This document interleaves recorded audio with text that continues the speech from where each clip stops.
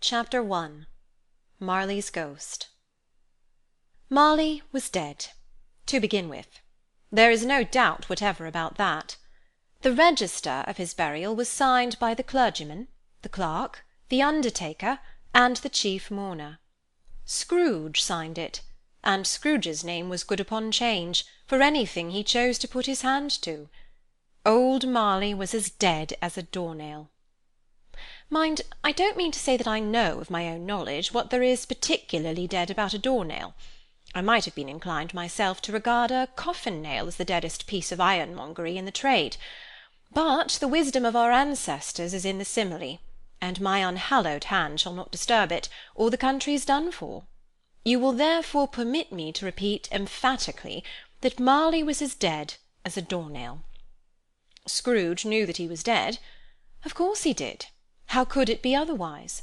Scrooge and he were partners for I don't know how many years.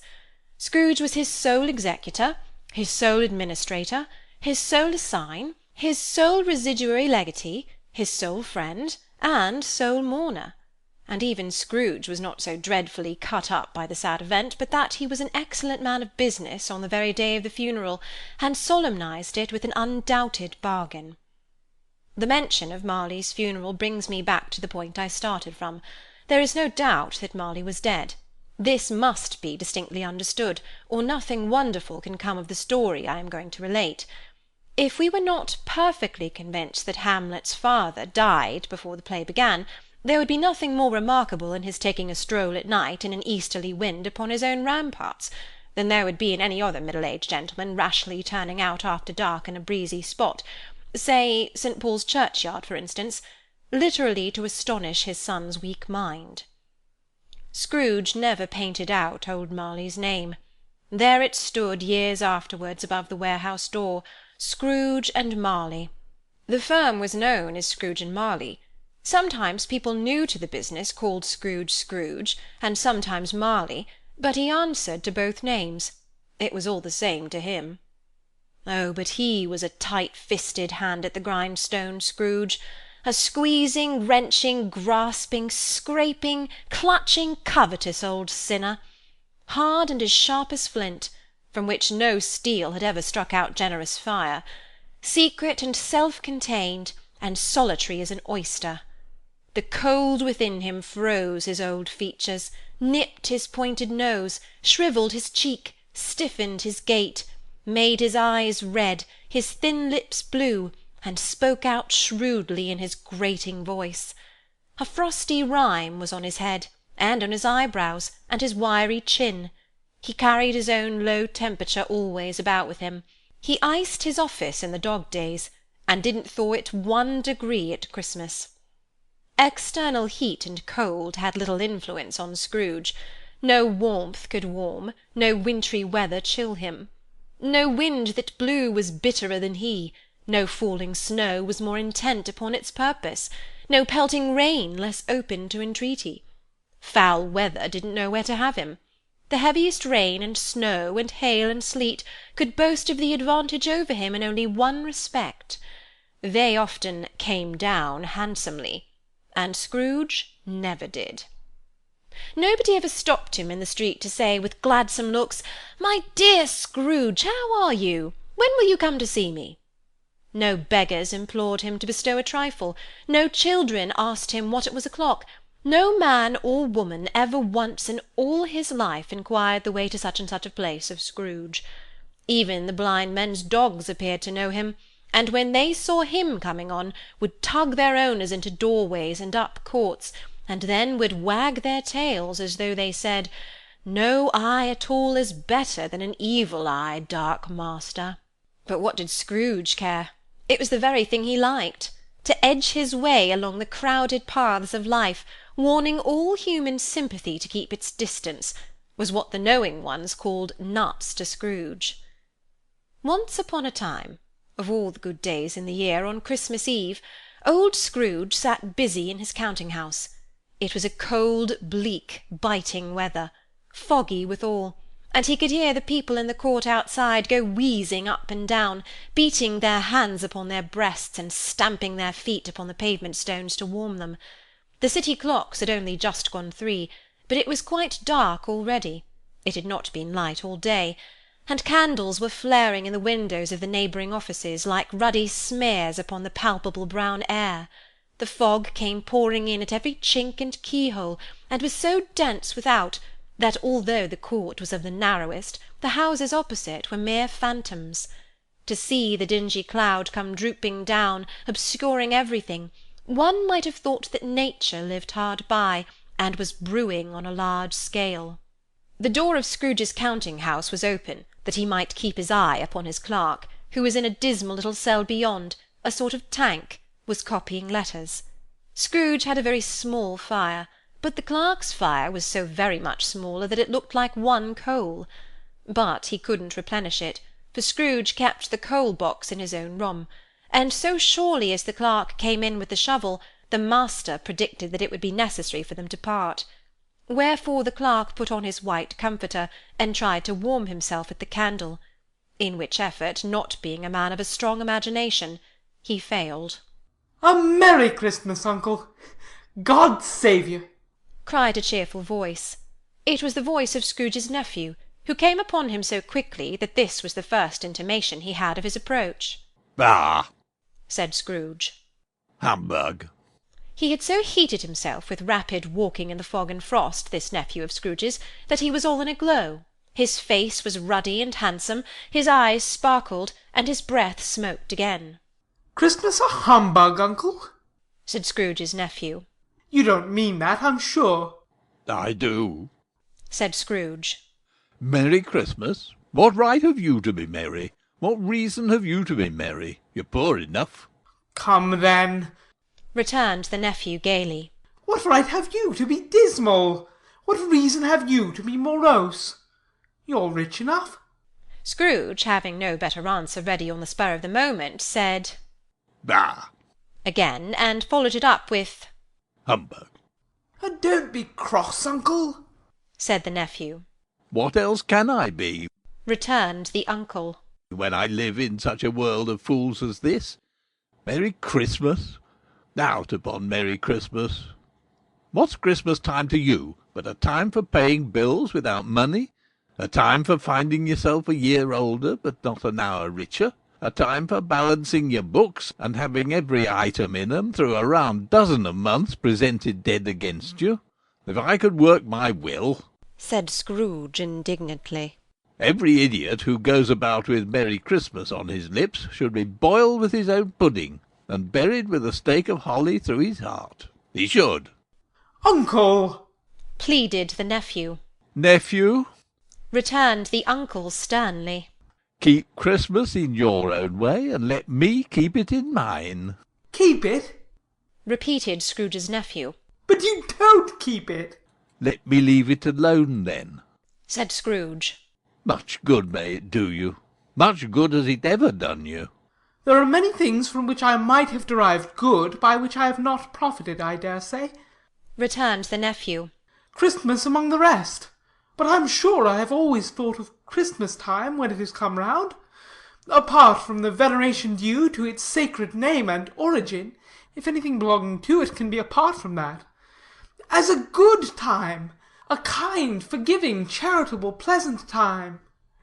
The only time I know of, in the long calendar of the year, when men and women seem by one consent to open their shut-up hearts freely, and think of people below them as if they really were fellow passengers to the grave, and not another race of creatures bound on other journeys. And therefore, uncle, though it has never put a scrap of gold or silver in my pocket, I believe that it has done me good, and will do me good, and I say, God bless it." The clerk in the tank involuntarily applauded. Becoming immediately sensible of the impropriety, he poked the fire, and extinguished the last frail spark for ever. "Let me hear another sound from you," said Scrooge, "and you'll keep your Christmas by losing your situation. You're quite a powerful speaker, sir," he added, turning to his nephew. "I wonder you don't go into Parliament." "Don't be angry, uncle. Come, dine with us to-morrow." Scrooge said that he would see him. Yes, indeed, he did. He went the whole length of the expression, and said that he would see him in that extremity first. But why? Cried Scrooge's nephew. Why? Why did you get married? Said Scrooge. Because I fell in love. Because you fell in love. Growled Scrooge, as if that were the only one thing in the world more ridiculous than a Merry Christmas. Good afternoon. Nay, uncle, but you never came to see me before that happened. Why give it as a reason for not coming now? Good afternoon. Said Scrooge. I want nothing from you. I ask nothing of you. Why cannot we be friends? Good afternoon. Said Scrooge. I am sorry with all my heart to find you so resolute. We have never had any quarrel to which I have been a party. But I have made the trial in homage to Christmas, and I'll keep my Christmas humour to the last. So, a Merry Christmas, uncle. Good afternoon. Said Scrooge. And a Happy New Year. Good afternoon. Said Scrooge. His nephew left the room without an angry word, notwithstanding. He stopped at the outer door to bestow the greetings of the season on the clerk, who, cold as he was warmer than Scrooge, for he returned them cordially. There's another fellow, muttered Scrooge, who overheard him. my clerk, with 15 shillings a week and a wife and family, talking about a Merry Christmas. I'll retire to Bedlam. This lunatic, in letting Scrooge's nephew out, had let 2 other people in. They were portly gentlemen, pleasant to behold, and now stood with their hats off in Scrooge's office. They had books and papers in their hands, and bowed to him. Scrooge and Marley, I believe, said one of the gentlemen, referring to his list. Have I the pleasure of addressing Mr. Scrooge or Mr. Marley? Mr. Marley has been dead these 7 years. Scrooge replied. He died 7 years ago this very night. We have no doubt his liberality is well represented by his surviving partner, said the gentleman, presenting his credentials. It certainly was, for they had been 2 kindred spirits. At the ominous word liberality, Scrooge frowned and shook his head, and handed the credentials back. At this festive season of the year, Mr. Scrooge, said the gentleman, taking up a pen, it is more than usually desirable that we should make some slight provision for the poor and destitute, who suffer greatly at the present time. Many thousands are in want of common necessaries. Hundreds of thousands are in want of common comforts, sir. Are there no prisons? asked Scrooge. Plenty of prisons, said the gentleman, laying down the pen again. And the Union workhouses? demanded Scrooge. Are they still in operation? They are. Still, returned the gentleman. I wish I could say they were not. The treadmill and the poor law are in full vigour, then? said Scrooge. Both very busy, sir. Oh, I was afraid from what you said at first that something had occurred to stop them in their useful course, said Scrooge. I'm very glad to hear it. Under the impression that they scantily furnish Christian cheer of mind or body to the multitude, returned the gentleman, a few of us are endeavouring to raise a fund to buy the poor some meat and drink and means of warmth. We choose this time because it is a time of all others when want is keenly felt and abundance rejoices. What shall I put you down for? Nothing, Scrooge replied. You wish to be anonymous? I wish to be left alone, said Scrooge. Since you ask me what I wish, gentlemen, that is my answer. I don't make merry myself at Christmas, and I can't afford to make idle people merry. I help to support the establishments I have mentioned. They cost enough, and those who are badly off must go there. Many can go there, and many would rather die. If they would rather die, said Scrooge, they had better do it and decrease the surplus population. Besides, excuse me, I don't know that. But you might know it, observed the gentleman. It's not my business, Scrooge returned. It's enough for a man to understand his own business and not to interfere with other people's. Mine occupies me constantly. Good afternoon, gentlemen." Seeing clearly that it would be useless to pursue their point, the gentlemen withdrew. Scrooge resumed his labours with an improved opinion of himself, and in a more facetious temper than was usual with him. Meanwhile the fog and darkness thickened so that people ran about with flaring links, proffering their services to go before horses in carriages and conduct them on their way. The ancient tower of a church, whose gruff old bell was always peeping slyly down at Scrooge out of a Gothic window in the wall, became invisible, and struck the hours and quarters in the clouds, with tremulous vibrations afterwards, as if its teeth were chattering in its frozen head up there. The cold became intense. In the main street, at the corner of the court, some labourers were repairing the gas-pipes, and had lighted a great fire in a brazier, round which a party of ragged men and boys were gathered, warming their hands and winking their eyes before the blaze in rapture. The water-plug being left in solitude, its overflowing sullenly congealed, and turned to misanthropic ice. The brightness of the shops, where holly sprigs and berries crackled in the lamp heat of the windows, made pale faces ruddy as they passed. Poulterers' and grocers' trades became a splendid joke, a glorious pageant, with which it was next to impossible to believe that such dull principles as bargain and sale had anything to do. The Lord Mayor, in the stronghold of the mighty mansion-house, gave orders to his 50 cooks and butlers to keep Christmas as a Lord Mayor's household should, and even the little tailor, whom he had fined 5 shillings on the previous Monday for being drunk and bloodthirsty in the streets, stirred up to-morrow's pudding in his garret, while his lean wife and the baby sallied out to buy the beef. Foggier yet, and colder. Piercing, searching, biting cold. If the good St. Dunstan had but nipped the evil spirit's nose with a touch of such weather as that, instead of using his familiar weapons, then indeed he would have roared to lusty purpose.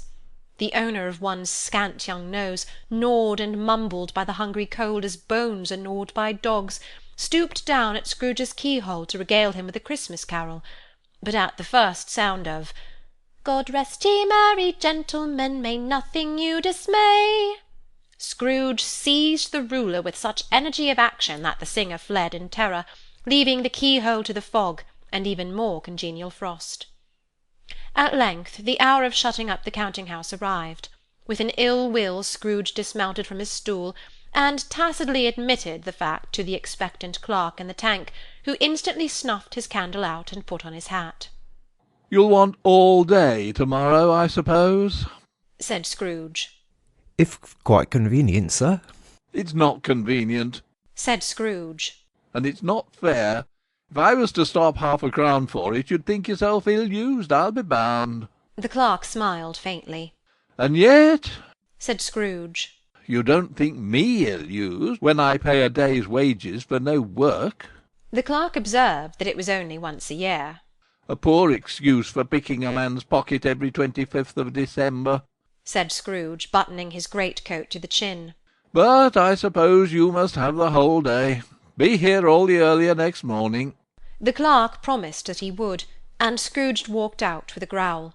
The office was closed in a twinkling, and the clerk, with the long ends of his white comforter dangling below his waist, for he boasted no greatcoat, went down a slide on Cornhill, at the end of a lane of boys 20 times, in honour of its being Christmas Eve, and then ran home to Camden Town as hard as he could pelt, to play at blindman's buff.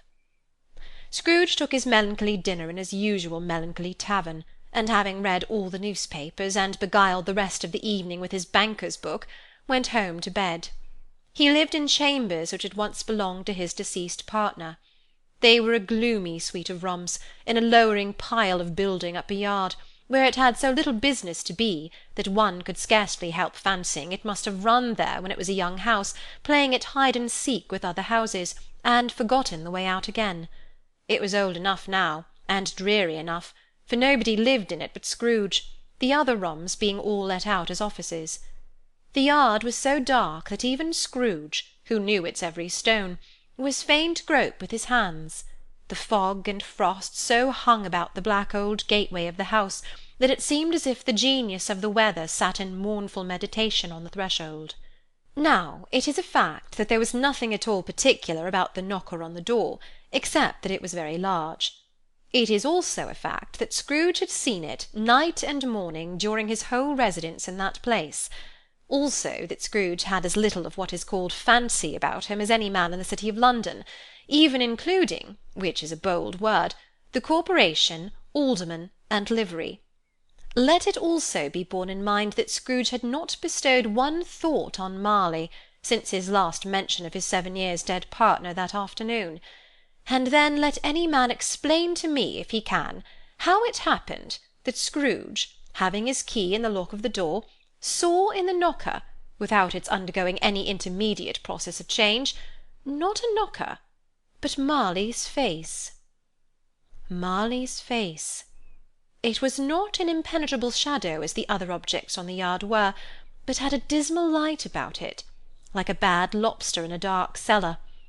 It was not angry or ferocious, but looked at Scrooge as Marley used to look, with ghostly spectacles turned up in its ghostly forehead. The hair was curiously stirred, as if by breath or hot air, and though the eyes were wide open, they were perfectly motionless.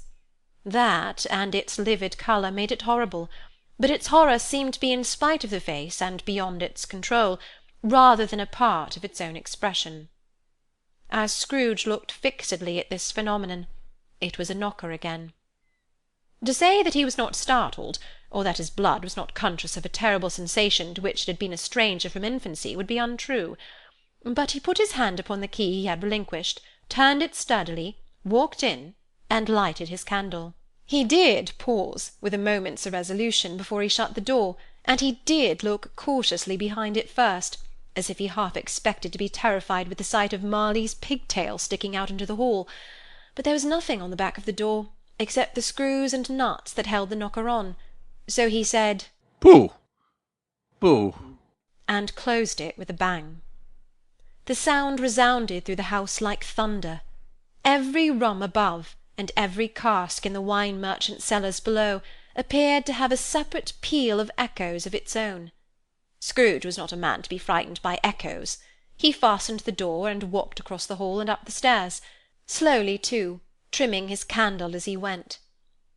You may talk vaguely about driving a coach and six up a good old flight of stairs, or through a bad young Act of Parliament, but I mean to say you might have got a hearse up that staircase and taken it broadwise, with the splinter bar towards the wall and the door towards the balustrades, and done it easy. There was plenty of width for that and room to spare, which is perhaps the reason why Scrooge thought he saw a locomotive hearse going on before him in the gloom. Half a dozen gas lamps out of the street wouldn't have lighted the entry too well, so you may suppose that it was pretty dark with Scrooge's dip. Up Scrooge went, not caring a button for that. Darkness is cheap, and Scrooge liked it. But before he shut his heavy door, he walked through his rooms to see that all was right. He had just enough recollection of the face to desire to do that. Sitting-room, bedroom, lumber-room, all as they should be. Nobody under the table, nobody under the sofa, a small fire in the grate, spoon and basin ready, and a little saucepan of gruel (Scrooge had a cold in his head) upon the hob. Nobody under the bed, nobody in the closet, nobody in his dressing-gown, which was hanging up in a suspicious attitude against the wall. Lumber-room as usual. Old fire-guard, old shoes, 2 fish-baskets, washing-stand on 3 legs, and a poker.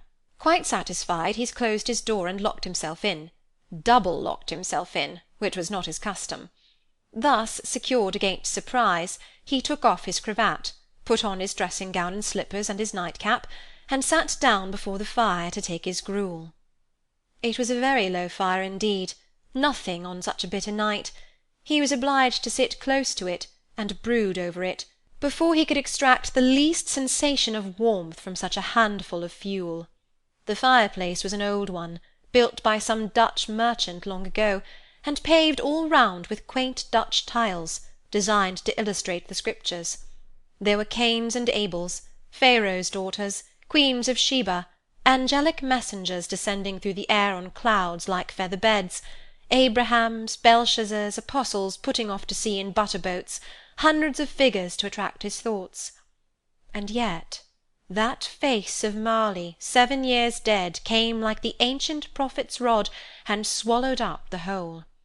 If each smooth tile had been a blank at first, with power to shape some picture on its surface from the disjointed fragments of his thoughts, there would have been a copy of old Marley's head on every one.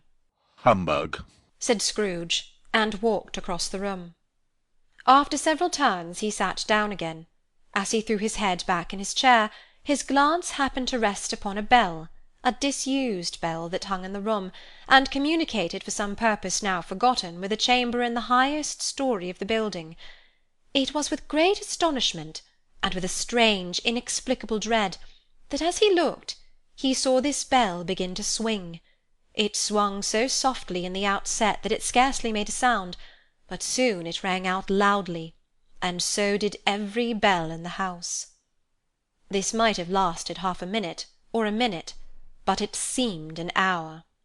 The bells ceased as they had begun, together. They were succeeded by a clanking noise deep down below, as if some person were dragging a heavy chain over the casks in the wine-merchant's cellar. Scrooge then remembered to have heard that ghosts in haunted houses were described as dragging chains. The cellar door flew open with a booming sound, and then he heard the noise much louder on the floor below, then coming up the stairs, then coming straight towards his door. it's humbug still? Said Scrooge. I won't believe it. His colour changed, though, when, without a pause, it came on through the heavy door, and passed into the room before his eyes. Upon its coming in, the dying flame leapt up, as though it cried, "I know him, Marley's ghost!" and fell again. The same face, the very same. Marley in his pigtail, usual waistcoat, tights and boots, the tassels on the latter bristling like his pigtail, and his coat-skirts, and the hair upon his head. The chain he drew was clasped about his middle. It was long, and wound about him like a tail, and it was made, for Scrooge observed it closely, of cash-boxes, keys, padlocks, ledgers, deeds, and heavy purses wrought in steel. His body was transparent, so that Scrooge, observing him and looking through his waistcoat, could see the 2 buttons on his coat behind. Scrooge had often heard it said that Marley had no bowels, but he had never believed it until now. No, nor did he even believe it now. Though he looked the phantom through and through, and saw it standing before him, though he felt the chilling influence of its death-cold eyes, and marked the very texture of the folded kerchief bound about its head and chin, which wrapper he had not observed before, he was still incredulous, and fought against his senses. How now? Said Scrooge, caustic and cold as ever. What do you want with me? Much. Marley's voice, no doubt about it. Who are you? Asked me who I was. Who were you, then? Said Scrooge, raising his voice. You're particular for a shade. He was going to say to a shade, but substituted this as more appropriate. In life I was your partner, Jacob Marley. Can you sit down? Asked Scrooge, looking doubtfully at him. I can. Do it, then. Scrooge asked the question because he didn't know whether a ghost so transparent might find himself in a condition to take a chair, and felt that in the event of its being impossible, it might involve the necessity of an embarrassing explanation. But the ghost sat down on the opposite side of the fireplace, as if he were quite used to it. You don't believe in me, observed the ghost. I don't, said Scrooge. What evidence would you have of my reality beyond that of your senses? I don't know, said Scrooge. Why do you doubt your senses? Because, said Scrooge, a little thing affects them. A slight disorder of the stomach makes them cheats. You may be an undigested bit of beef, a blot of mustard, a crumb of cheese, a fragment of underdone potato. There's more of gravy than of grave about you, whatever you are. Scrooge was not much in the habit of cracking jokes, nor did he feel in his heart by any means waggish then. The truth is that he tried to be smart as a means of distracting his own attention, and keeping down his terror, for the spectre's voice disturbed the very marrow in his bones. To sit staring at those fixed glazed eyes in silence for a moment would play, Scrooge felt, the very deuce with him. There was something very awful, too, in the spectre's being provided with an infernal atmosphere of its own. Scrooge could not feel it himself, but this was clearly the case, for though the ghost sat perfectly motionless, its hair and skirts and tassels were still agitated as by the hot vapour from an oven. You see this toothpick? Said Scrooge, returning quickly to the charge, for the reason just assigned, and wishing, though it were only for a second, to divert the vision's stony gaze from himself. I do, replied the ghost. You're not looking at it, said Scrooge. but I see it, said the ghost. notwithstanding. Well, returned Scrooge. I have but to swallow this, and be for the rest of my days persecuted by a legion of goblins, all of my own creation. Humbug, I tell you, humbug. At this the spirit raised a frightful cry, and shook its chain with such a dismal and appalling noise that Scrooge held on tight to his chair to save himself from falling in a swoon. But how much greater was his horror, when the phantom, taking off the bandage round its head as if it were too warm to wear indoors, its lower jaw dropped down upon its breast. Scrooge fell upon his knees and clasped his hands before his face. Mercy, he said. Dreadful apparition, why do you trouble me? Man of the worldly mind, replied the ghost. do you believe in me or not? I do, said Scrooge. I must, but why do spirits walk the earth, and why do they come to me? It is required of every man, the ghost returned, that the spirit within him should walk abroad among his fellow men, and travel far and wide, and if that spirit goes not forth in life, it is condemned to do so after death. It is doomed to wander through the world. Ah, woe is me! And witness what it cannot share, but might have shared on earth, and turned to happiness. Oh! Again the spectre raised a cry, and shook its chain, and wrung its shadowy hands. You are fettered, said Scrooge, trembling. Tell me why? I wear the chain I forged in life, replied the ghost. I made it link by link, and yard by yard.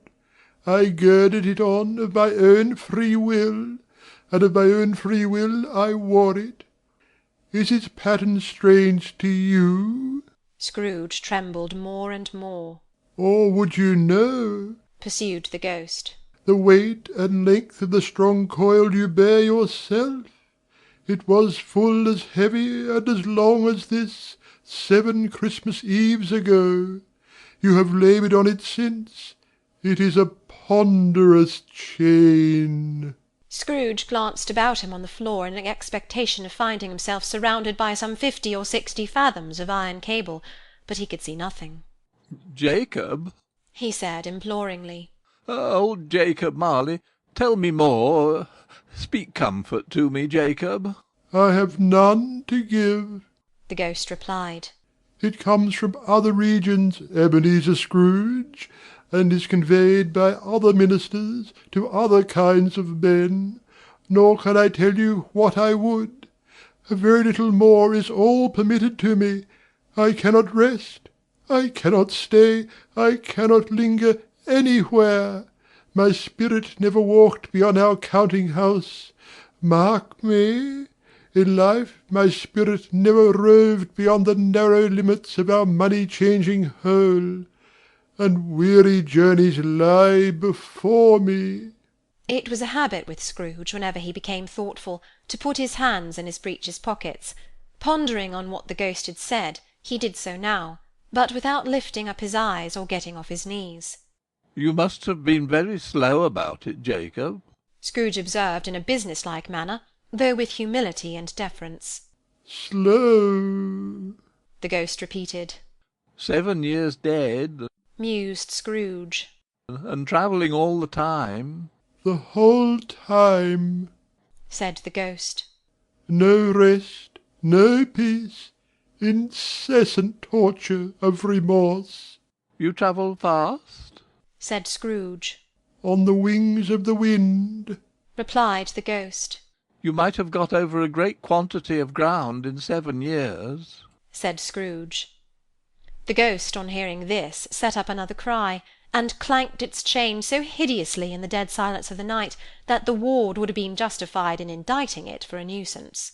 "O captive, bound and double-ironed," cried the phantom, "not to know that ages of incessant labour by immortal creatures for this earth must pass into eternity before the good of which it is susceptible is all developed; not to know that any Christian spirit working kindly in its little sphere, whatever it may be, will find its mortal life too short for its vast means of usefulness; not to know that no space of regret can make amends for one's life opportunity misused.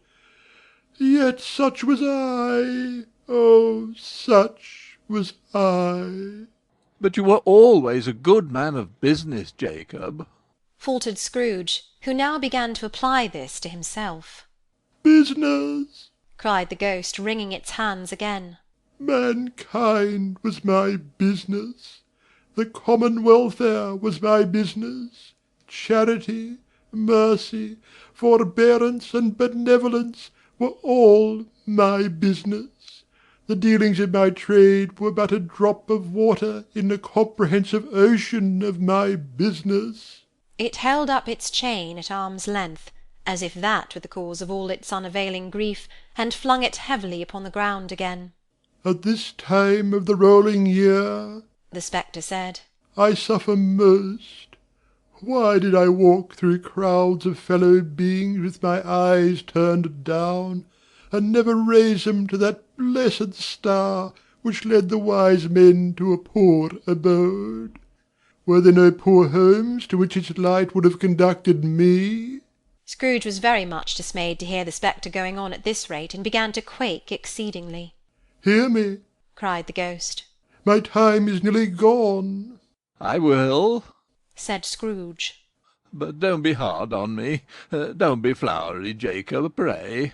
"How is it that I appear before you in the shape that you can see, I may not tell. I have sat invisible beside you many and many a day." It was not an agreeable idea. Scrooge shivered and wiped the perspiration from his brow.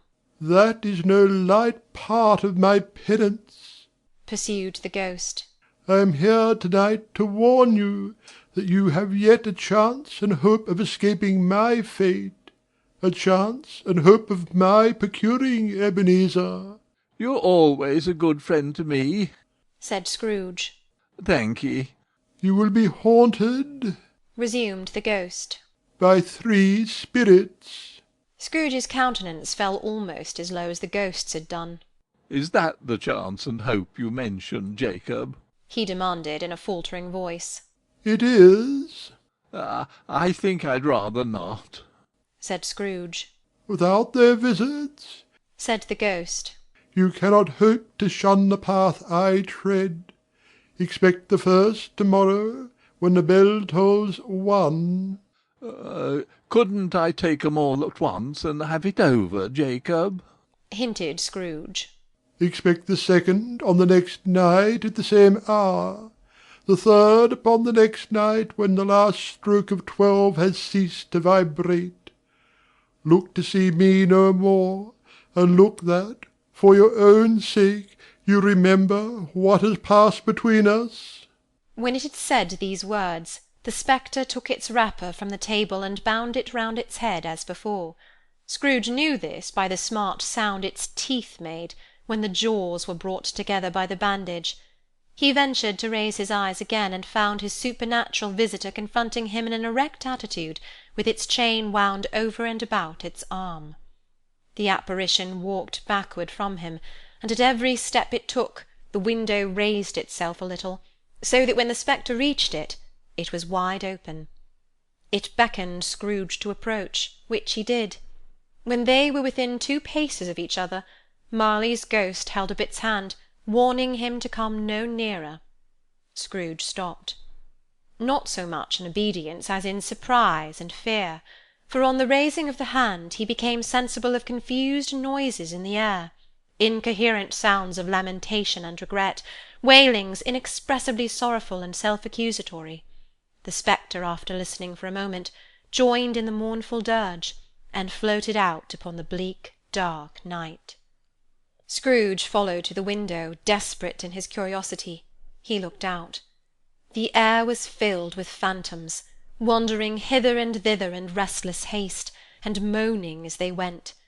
Every one of them wore chains like Marley's ghost. Some few, they might be guilty governments, were linked together. None were free. Many had been personally known to Scrooge in their lives. He had been quite familiar with one old ghost in a white waistcoat, with a monstrous iron safe attached to his ankle, who cried piteously at being unable to assist a wretched woman with an infant whom it saw below upon a doorstep. The misery with them all was clearly that they sought to interfere for good in human matters, and had lost the power for ever. Whether these creatures faded into mist, or mist enshrouded them, he could not tell. But they and their spirit voices faded together, and the night became as it had been when he walked home. Scrooge closed the window, and examined the door by which the ghost had entered. It was double-locked, as he had locked it with his own hands, and the bolts were undisturbed. He tried to say, "Humbug," but stopped at the first syllable. And being from the emotion he had undergone, or the fatigues of the day, or the glimpse of the invisible world, or the dull conversation with the ghost, or the lateness of the hour, much in need of repose, went straight to bed without undressing, and fell asleep upon the instant. Chapter 2. The First of the Three Spirits. When Scrooge awoke, it was so dark that, looking out of bed, he could scarcely distinguish the transparent window from the opaque walls of his chamber.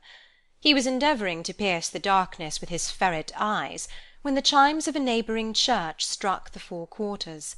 So he listened for the hour. To his great astonishment, the heavy bell went on from 6 to 7, and from 7 to 8, and regularly up to 12, then stopped. 12! It was past 2 when he went to bed. The clock was wrong. An icicle must have got into the works. 12! He touched the spring of his repeater, to correct the most preposterous clock. Its rapid little pulse beat 12, and stopped. "Why, it isn't possible," said Scrooge, "that I can have slept through a whole day and far into another night. It isn't possible that anything has happened to the sun, and this is 12 at noon." The idea being an alarming one, he scrambled out of bed, and groped his way to the window. He was obliged to rub the frost off with the sleeve of his dressing-gown before he could see anything, and could see very little then. All he could make out was, that it was still very foggy and extremely cold, and that there was no noise of people running to and fro and making a great stir, as there unquestionably would have been if night had beaten off bright day and taken possession of the world. This was a great relief, because 3 days after sight of this first of exchange paid to Mr. Ebenezer Scrooge, or his order, and so forth, would have become a mere United States security if there were no days to count by. Scrooge went to bed again, and thought, and thought, and thought it over, and over, and over, and could make nothing of it. The more he thought, the more perplexed he was, and the more he endeavoured not to think, the more he thought. Marley's ghost bothered him exceedingly. Every time he resolved within himself, after mature inquiry, that it was all a dream, his mind flew back again, like a strong spring released, to its first position, and presented the same problem to be worked all through. Was it a dream, or not? Scrooge lay in this state until the chime had gone 3 quarters more, when he remembered, on a sudden, that the ghost had warned him of a visitation when the bell tolled 1. He resolved to lie awake until the hour was past, and considering that he could no more go to sleep than go to heaven, This was perhaps the wisest resolution in his power. The quarter was so long that he was more than once convinced he must have sunk into a doze unconsciously and missed the clock. At length it broke upon his listening ear. Ding-dong, Quarter past? said Scrooge, counting. Ding-dong, Half past? said Scrooge. Ding-dong, A quarter to it? said Scrooge. Ding-dong, The hour itself, said Scrooge triumphantly. and nothing else. He spoke before the hour-bell sounded, which it now did with a deep, dull, hollow, melancholy 1. Light flashed up in the room upon the instant, and the curtains of his bed were drawn. The curtains of his bed were drawn aside, I tell you, by a hand, not the curtains at his feet, nor the curtains at his back, but those to which his face was addressed. The curtains of his bed were drawn aside, and Scrooge, starting up into a half-recumbent attitude, found himself face to face with the unearthly visitor who drew them, as close to it as I am now to you, and I am standing in the spirit at your elbow. It was a strange figure, like a child, yet not so like a child as like an old man, viewed through some supernatural medium, which gave him the appearance of having receded from the view, and being diminished to a child's proportions. Its hair, which hung about its neck and down its back, was white as if with age, and yet the face had not a wrinkle in it, and the tenderest bloom was on the skin. The arms were very long and muscular, the hands were the same, as if its hold were of uncommon strength. Its legs and feet, most delicately formed, were like those upper members, bare. It wore a tunic of the purest white, and round its waist was bound a lustrous belt, the sheen of which was very beautiful. It held a branch of fresh green holly in its hand, and in singular contradiction of that wintry emblem, had its dress trimmed with summer flowers. But the strangest thing about it was, that from the crown of its head there sprung a bright clear jet of light, by which all this was visible, and which was doubtless the occasion of its using, in its duller moments, a great extinguisher for a cap, which it now held under its arm. Even this, though, when Scrooge looked at it with increasing steadiness, was not its strangest quality. For as its belt sparkled and glittered now in one part and now in another, and what was light one instant at another time was dark, so the figure itself fluctuated in its distinctness, being now a thing with one arm, now with one leg, now with 20 legs, now a pair of legs without a head, now a head without a body, of which dissolving parts no outline would be visible in the dense gloom wherein they melted away. And in the very wonder of this, it would be itself again, distinct and clear as ever. Are you the spirit, sir, whose coming was foretold to me? Asked Scrooge. I am. The voice was soft and gentle, singularly low, as if instead of being so close beside him, it were at a distance. Who and what are you? Scrooge demanded. I am the ghost of Christmas past. Long past? Inquired Scrooge, observant of its dwarfish stature. No, your past. Perhaps Scrooge could not have told anybody why, if anybody could have asked him, but he had a special desire to see the spirit in his cap, and begged him to be covered. What? Exclaimed the ghost. Would you so soon put out, with worldly hands, the light I give? Is it not enough that you are one of those whose passions made this cap, and force me through whole trains of years to wear it low upon my brow? Scrooge reverently disclaimed all intention to offend, or any knowledge of having wilfully bonneted the spirit at any period of his life. He then made bold to inquire what business brought him there. Your welfare, said the ghost. Scrooge expressed himself much obliged, but could not help thinking that a night of unbroken rest would have been more conducive to that end. The spirit must have heard him thinking, for it said immediately, Your reclamation, then. Take heed. It put out its strong hand as it spoke, and clasped him gently by the arm. Rise and walk with me. It would have been in vain for Scrooge to plead that the weather and the hour were not adapted to pedestrian purposes, that bed was warm, and the thermometer a long way below freezing, that he was clad but lightly in his slippers, dressing-gown, and nightcap, and that he had a cold upon him at that time. The grasp, though gentle as a woman's hand, was not to be resisted. He rose, but finding that the spirit made towards the window, clasped his robe in supplication. I am a mortal, Scrooge remonstrated. and liable to fall. Bear but a touch of my hand, there, said the spirit, laying it upon his heart. and you shall be upheld in more than this.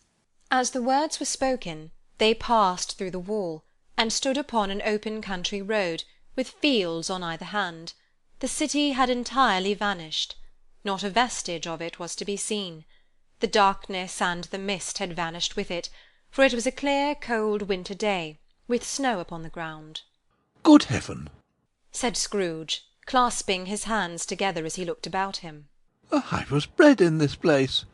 I was a boy here. The spirit gazed upon him mildly. Its gentle touch, though it had been light and instantaneous, appeared still present to the old man's sense of feeling. He was conscious of 1,000 odours floating in the air, each one connected with 1,000 thoughts and hopes and joys and cares long, long forgotten. Your lip is trembling, said the ghost. and what is that upon your cheek? Scrooge muttered, with an unusual catching in his voice, that it was a pimple, and begged the ghost to lead him where he would. You recollect the way? inquired the spirit. Remember it? cried Scrooge with fervour. I could walk it blindfold. Strange to have forgotten it for so many years, observed the ghost. Let us go on. They walked along the road, Scrooge recognising every gate and post and tree, until a little market town appeared in the distance, with its bridge, its church, and winding river. Some shaggy ponies now were seen trotting towards them with boys upon their backs, who called to other boys in country gigs and carts, driven by farmers. All these boys were in great spirits, and shouted to each other, until the broad fields were so full of merry music that the crisp air laughed to hear it. These are but shadows of the things that have been, said the ghost. They have no consciousness of us. The jocund travellers came on, and as they came, Scrooge knew and named them every one. Why was he rejoiced beyond all bounds to see them? Why did his cold eye glisten, and his heart leap up as they went past? Why was he filled with gladness when he heard them give each other Merry Christmas, as they parted at cross-roads and by-ways for their several homes? What was Merry Christmas to Scrooge? Out upon Merry Christmas? What good had it ever done to him? The school is not quite deserted, said the ghost. A solitary child, neglected by his friends, is left there still. Scrooge said he knew it, and he sobbed. They left the high road by a well-remembered lane, and soon approached a mansion of dull red brick, with a little weathercock-surmounted cupola on the roof, and a bell hanging in it. It was a large house, but one of broken fortunes, for the spacious offices were little used, their walls were damp and mossy, their windows broken, and their gates decayed. Fowls clucked and strutted in the stables, and the coach-houses and sheds were overrun with grass. Nor was it more retentive of its ancient state within, for entering the dreary hall and glancing through the open doors of many rooms, they found them poorly furnished, cold and vast. There was an earthy savour in the air, a chilly bareness in the place, which associated itself somehow with too much getting up by candlelight, and not too much to eat. They went, the ghost and Scrooge, across the hall, to a door at the back of the house. It opened before them, and disclosed a long, bare, melancholy room, made barer still by lines of plain deal forms and desks. At one of these a lonely boy was reading near a feeble fire, and Scrooge sat down upon a form, and wept to see his poor forgotten self as he used to be. Not a latent echo in the house, not a squeak and scuffle from the mice behind the panelling, not a drip from the half-thawed water-spout in the dull yard behind, not a sigh among the leafless boughs of one despondent poplar, not the idle swinging of an empty storehouse door, no, not a clicking in the fire but fell upon the heart of Scrooge with a softening influence, and gave a freer passage to his tears. The spirit touched him on the arm, and pointed to his younger self, intent upon his reading. Suddenly a man in foreign garments, wonderfully real and distinct to look at, stood outside the window with an axe stuck in his belt, and leading by the bridle an ass laden with wood. Why, it's Ali Baba! Scrooge exclaimed in ecstasy. It's dear old honest Ali Baba! Yes, yes, I know. One Christmas time, when yonder solitary child was left here all alone, he did come, for the first time, just like that. Poor boy. And Valentine. Said Scrooge. And his wild brother, Orson. There they go. And what's his name, who was put down in his drawers asleep at the gate of Damascus? Don't you see him? And the Sultan's groom turned upside down by the genie. There he is, upon his head. Serve him right, I'm glad of it. What business had he to be married to the princess?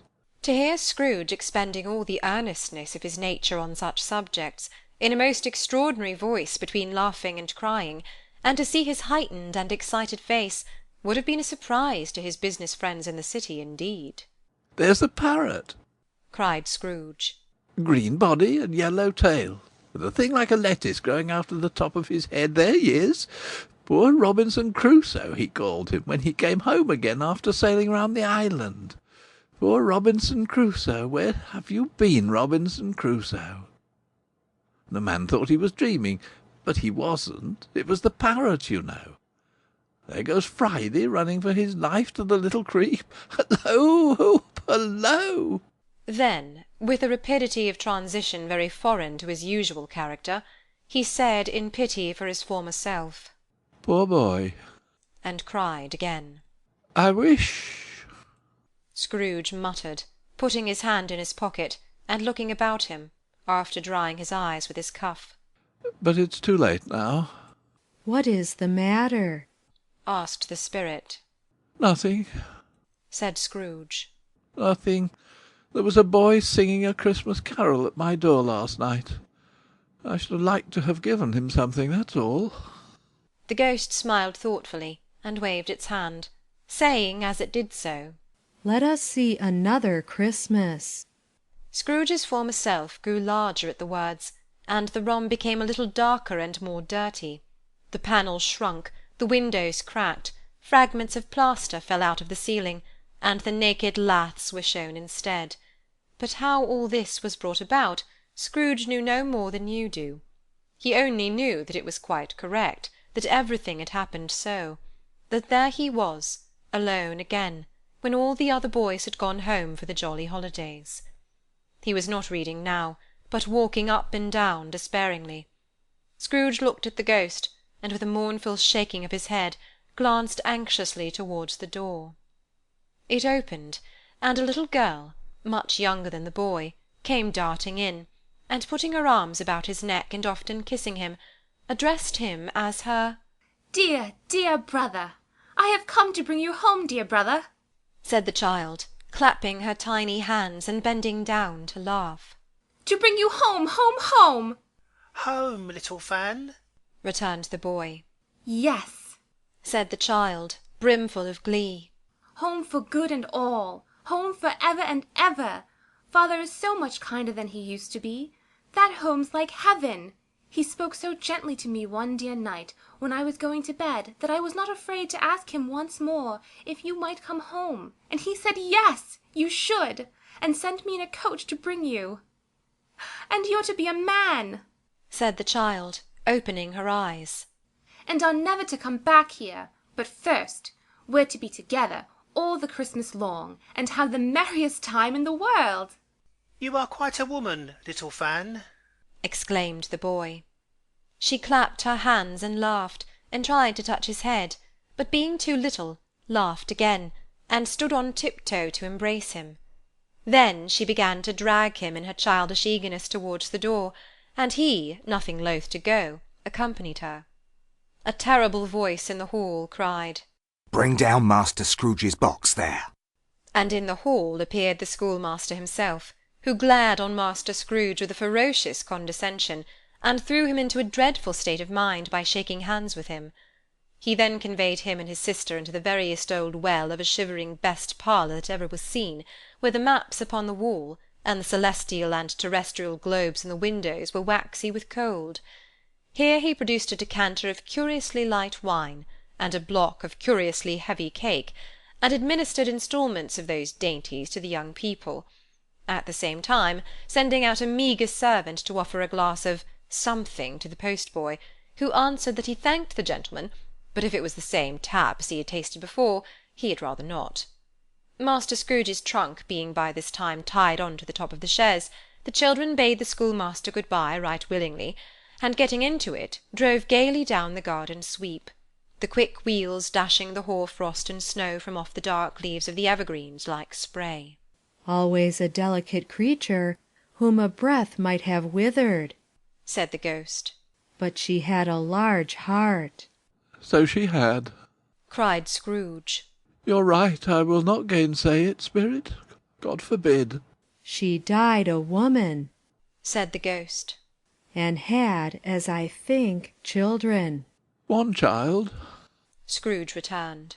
"True," said the ghost. "Your nephew." Scrooge seemed uneasy in his mind, and answered briefly, Yes.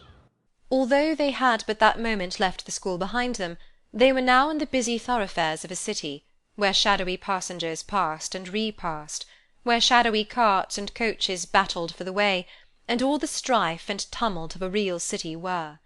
It was made plain enough by the dressing of the shops that here too it was Christmas time again, but it was evening, and the streets were lighted up. The ghost stopped at a certain warehouse door, and asked Scrooge if he knew it. Know it? Said Scrooge. Was I apprenticed here? They went in.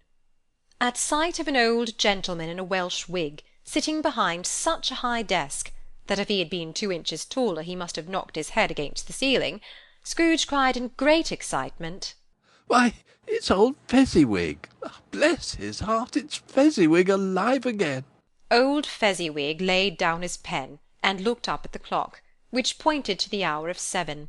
He rubbed his hands, adjusted his capacious waistcoat, laughed all over himself, from his shoes to his organ of benevolence, and called out in a comfortable, oily, rich, fat, jovial voice, Yo-ho there, Ebenezer, Dick! Scrooge's former self, now grown a young man, came briskly in, accompanied by his fellow prentice. Dick Wilkins, to be sure, said Scrooge to the ghost. Bless me, yes, there he is. He was very much attached to me, was Dick. Poor Dick, dear, dear. Yo-ho, my boys! Said Fezziwig. No more work tonight.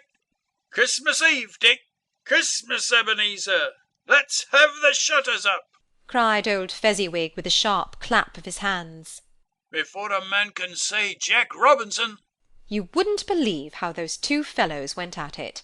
They charged into the street with the shutters, 1, 2, 3, had 'em up in their places, 4, 5, 6, barred 'em and pinned 'em, 7, 8, 9, and came back before you would have got to 12, panting like race-horses.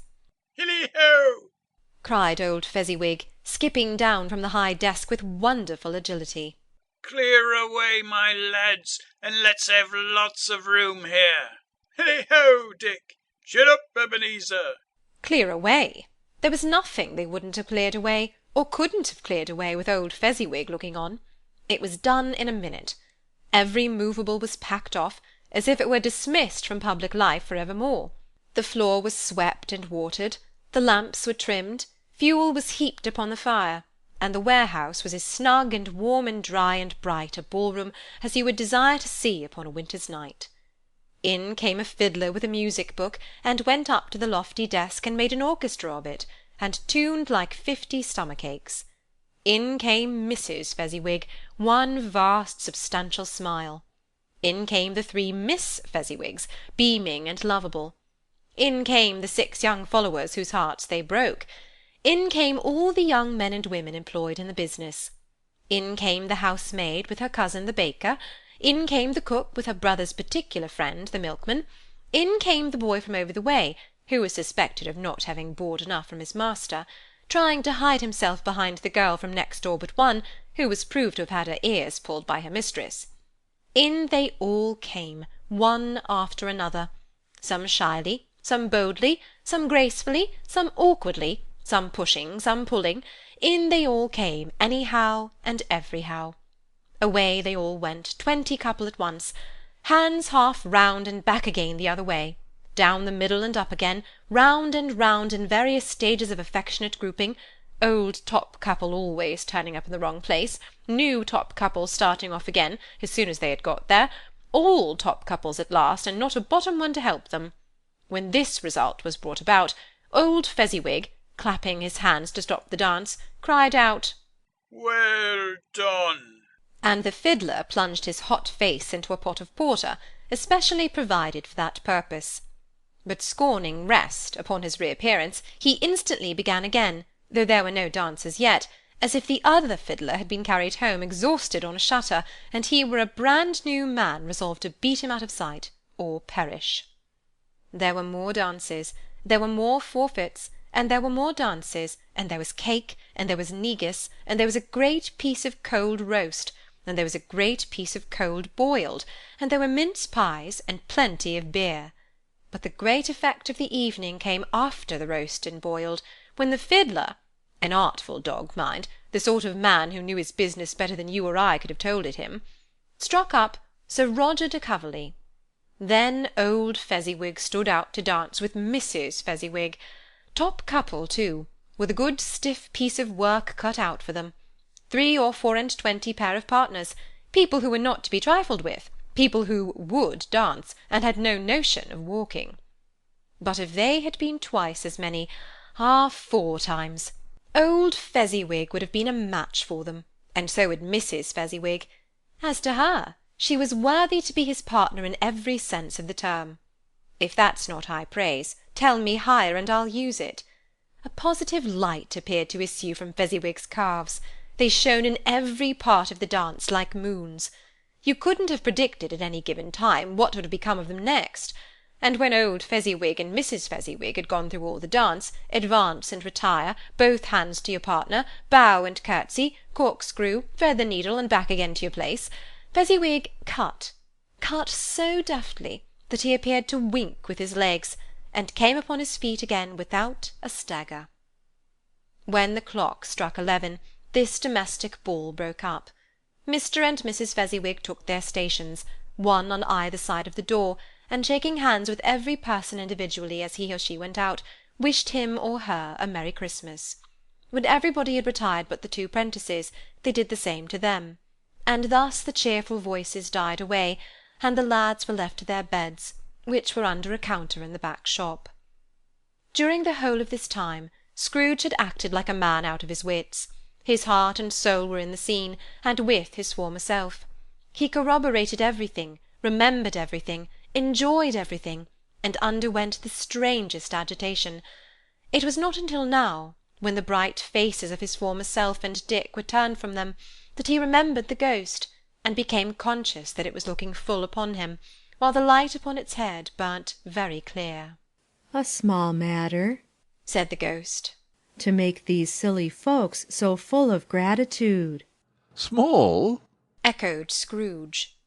The spirit signed to him to listen to the 2 apprentices, who were pouring out their hearts in praise of Fezziwig, and when he had done so, said, "Why, is it not? He has spent but a few pounds of your mortal money, 3 or 4 perhaps. Is that so much that he deserves this praise?" "It isn't that," said Scrooge, heated by the remark, and speaking unconsciously like his former, not his latter self. "It isn't that, Spirit. He has the power to render us happy or unhappy, to make our service light or burdensome, a pleasure or a toil. Say that his power lies in words and looks, in things so slight and insignificant that it is impossible to add and count 'em up. What then? The happiness he gives is quite as great as if it cost a fortune." He felt the spirit's glance, and stopped. What is the matter? asked the ghost. "Nothing particular," said Scrooge. Something, I think? The ghost insisted. "No, said Scrooge. no, I should like to be able to say a word or two to my clerk just now, that's all." His former self turned down the lamps as he gave utterance to the wish, and Scrooge and the ghost stood again side by side in the open air. My time grows short. Observed the spirit. Quick. This was not addressed to Scrooge, or to any one whom he could see, but it produced an immediate effect, for again Scrooge saw himself. He was older now, a man in the prime of life. His face had not the harsh and rigid lines of later years, but it had begun to wear the signs of care and avarice. There was an eager, greedy, restless motion in the eye, which showed the passion that had taken root, and where the shadow of the growing tree would fall. He was not alone, but sat by the side of a fair young girl in a mourning dress, in whose eyes there were tears, which sparkled in the light that shone out of the ghost of Christmas past. "It matters little," she said softly. "To you, very little. Another idol has displaced me, and if it can cheer and comfort you in time to come, as I would have tried to, I have no just cause to grieve." "What idol has displaced you?" he rejoined. "A golden one." "This is the even-handed dealing of the world," he said. "There is nothing on which it is so hard as poverty, and there is nothing it professes to condemn with such severity as the pursuit of wealth." "You fear the world too much," she answered gently. "All your other hopes have merged into the hope of being beyond the chance of its sordid reproach. I have seen your nobler aspirations fall off one by one until the master passion, gain, engrosses you. Have I not?" "What then?" he retorted. "Even if I have grown so much wiser, what then? I am not changed towards you." She shook her head. "Am I?" "Our contract is an old one. It was made when we were both poor and content to be so, until in good season we could improve our worldly fortune by our patient industry. You are changed. When it was made, you were another man." "I was a boy," he said impatiently. "Your own feeling tells you that you are not what you are," she returned. "I am. That which promised happiness when we were one in heart is fraught with misery now that we are two. How often and how keenly I have thought of this, I will not say. It is enough that I have thought of it, and can release you." "Have I ever sought release?" "In words? No, never." "In what, then?" "In a changed nature, in an altered spirit, in another atmosphere of life, another hope as its great end. In everything that made my love of any worth or value in your sight. If this had never been between us," said the girl, looking mildly but with steadiness upon him, "tell me, would you seek me out and try to win me now? No." He seemed to yield to the justice of this supposition, in spite of himself. But he said with a struggle, "You think not?"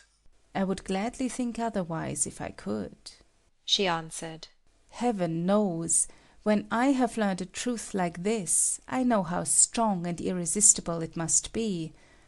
But if you were free today, tomorrow, yesterday, can even I believe that you would choose a dowerless girl, you who in your very confidence with her weigh everything by gain, or choosing her if for a moment you were false enough to your one guiding principle to do so?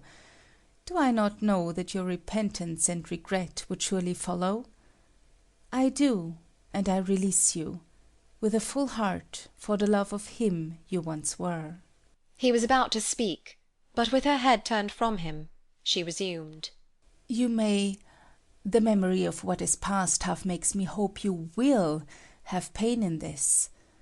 A very, very brief time, and you will dismiss the recollection of it, gladly, as an unprofitable dream, from which it happened well that you awoke. May you be happy in the life you have chosen. She left him, and they parted. Spirit, said Scrooge, show me no more. Conduct me home. I do delight to torture me. One shadow more, exclaimed the ghost. No more, cried Scrooge. no more. I don't wish to see it. Show me no more. But the relentless ghost pinioned him in both his arms, and forced him to observe what happened next. They were in another scene and place, a room not very large or handsome, but full of comfort. Near to the winter fire sat a beautiful young girl, so like that last that Scrooge believed it was the same, until he saw her, now a comely matron, sitting opposite her daughter. The noise in this room was perfectly tumultuous, for there were more children there than Scrooge in his agitated state of mind could count, and unlike the celebrated herd in the poem, they were not 40 children conducting themselves like one, but every child was conducting itself like 40. The consequences were uproarious beyond belief, but no one seemed to care. On the contrary, the mother and daughter laughed heartily, and enjoyed it very much, and the latter, soon beginning to mingle in the sports, got pillaged by the young brigands most ruthlessly. What would I not have given to be one of them? Though I never could have been so rude, no, no. I wouldn't for the wealth of all the world have crushed that braided hair and torn it down, and for the precious little shoe, I wouldn't have plucked it off, God bless my soul, to save my life. As to measuring her waist in sport, as they did, bold young brood, I couldn't have done it. I should have expected my arm to have grown round it for punishment, and never come straight again. And yet I should have dearly liked, I own, to have touched her lips, to have questioned her, that she might have opened them, and to have looked upon the lashes of her downcast eyes, and never raised a blush, to have let loose waves of hair, an inch of which would have been keepsake beyond price. In short, I should have liked, I do confess, to have had the lightest licence of a child, and yet to have been man enough to know its value. But now a knocking at the door was heard, and such a rush immediately ensued that she with laughing face and plundered dress was borne towards it the centre of a flushed and boisterous group, just in time to greet the father, who came home attended by a man laden with Christmas toys and presents. Then the shouting and the struggling, and the onslaught that was made on the defenceless porter, the scaling him with chairs for ladders to dive into his pockets, despoil him of brown paper parcels, hold on tight by his cravat, hug him round his neck, pommel his back, and kick his legs in irrepressible affection, the shouts of wonder and delight with which the development of every package was received, the terrible announcement that the baby had been taken in the act of putting a doll's frying-pan into his mouth, and was more than suspected of having swallowed a fictitious turkey glued on a wooden platter, the immense relief of finding this a false alarm, the joy and gratitude and ecstasy, they are all indescribable alike. It is enough that by degrees the children and their emotions got out of the parlour, and by one stair at a time, up to the top of the house, where they went to bed, and so subsided. And now Scrooge looked on more attentively than ever, when the master of the house, having his daughter leaning fondly on him, sat down with her and her mother at his own fireside, and when he thought that such another creature, quite as graceful and as full of promise, might have called him father, and been a spring-time in the haggard winter of his life, his sight grew very dim indeed. Belle, said the husband, turning to his wife with a smile, I saw an old friend of yours this afternoon. Who was it? Guess. How can I? Tut, don't I know? She added in the same breath, laughing as he laughed. Mr. Scrooge. Mr. Scrooge it was. I passed his office window, and as it was not shut up, and he had a candle inside, I could scarcely help seeing him. His partner lies upon the point of death, I hear, and there he sat alone. Quite alone in the world, I do believe. Spirit, said Scrooge in a broken voice, remove me from this place. I told you these were shadows of the things that have been, said the ghost. That they are what they are, do not blame me. Remove me, Scrooge exclaimed. I cannot bear it. He turned upon the ghost, and seeing that it looked upon him with a face, in which in some strange way there were fragments of all the faces it had shown him, wrestled with it. Leave me. Take me back. Haunt me no longer. In the struggle, if that can be called a struggle in which the ghost with no visible resistance on its own part was undisturbed by any effort of its adversary, Scrooge observed that the light was burning high and bright, and dimly connecting that with its influence over him, he seized the extinguisher cap, and by a sudden action pressed it down upon its head. The spirit dropped beneath it, so that the extinguisher covered its whole form. But though Scrooge pressed it down with all his force, he could not hide the light, which streamed from under it, in an unbroken flood upon the ground. He was conscious of being exhausted, and overcome by an irresistible drowsiness, and further, of being in his own bedroom. He gave the cap a parting squeeze, in which his hand relaxed, and had barely time to reel to bed before he sank into a heavy sleep. Chapter 3. The Second of the Three Spirits. Awaking in the middle of a prodigiously tough snore, and sitting up in bed to get his thoughts together, Scrooge had no occasion to be told that the bell was again upon the stroke of 1. He felt that he was restored to consciousness in the right nick of time, for the especial purpose of holding a conference with the second messenger dispatched to him through Jacob Marley's intervention. But finding that he turned uncomfortably cold when he began to wonder which of his curtains this new spectre would draw back, he put them every one aside with his own hands, and lying down again, established a sharp look-out all round the bed, for he wished to challenge the spirit on the moment of its appearance, and did not wish to be taken by surprise and made nervous. Gentlemen of the free-and-easy sort, who plume themselves on being acquainted with a move or two, and being usually equal to the time of day, express the wide range of their capacity for adventure by observing that they are good for anything from pitch-and-toss to manslaughter, between which opposite extremes, no doubt, there lies a tolerably wide and comprehensive range of subjects. Without venturing for Scrooge quite as hardily as this, I don't mind calling on you to believe that he was ready for a good broad field of strange appearances, and that nothing between a baby and a rhinoceros would have astonished him very much. Now, being prepared for almost anything, he was not by any means prepared for nothing, and consequently, when the bell struck 1, and no shape appeared, he was taken with a violent fit of trembling. 5 minutes, 10 minutes, a quarter of an hour went by, yet nothing came. All this time he lay upon his bed, the very core and centre of a blaze of ruddy light, which streamed upon it when the clock proclaimed the hour, and which, being only light, was more alarming than a dozen ghosts, as he was powerless to make out what it meant, or would be at, and was sometimes apprehensive that he might be at that very moment an interesting case of spontaneous combustion, without having the consolation of knowing it. At last, however, he began to think, as you or I would have thought at first, for it is always the person not in the predicament who knows what ought to have been done in it, and would unquestionably have done it too. At last, I say, he began to think that the source and secret of this ghostly light might be in the adjoining room, from whence, on further tracing it, it seemed to shine. The idea taking full possession of his mind, he got up softly, and shuffled in his slippers to the door. The moment Scrooge's hand was on the lock, a strange voice called him by his name, and bade him enter. He obeyed. It was his own room. There was no doubt about that. But it had undergone a surprising transformation. The walls and ceiling were so hung with living green that it looked a perfect grove, from every part of which bright gleaming berries glistened.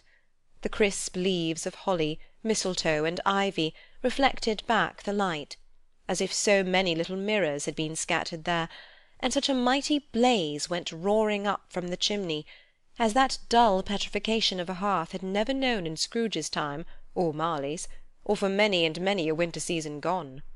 Heaped up on the floor, to form a kind of throne, were turkeys, geese, game, poultry, brawn, great joints of meat, suckling pigs, long wreaths of sausages, mince pies, plum puddings, barrels of oysters, red-hot chestnuts, cherry-cheeked apples, juicy oranges, luscious pears, immense twelfth-cakes, and seething bowls of punch, that made the chamber dim with their delicious steam.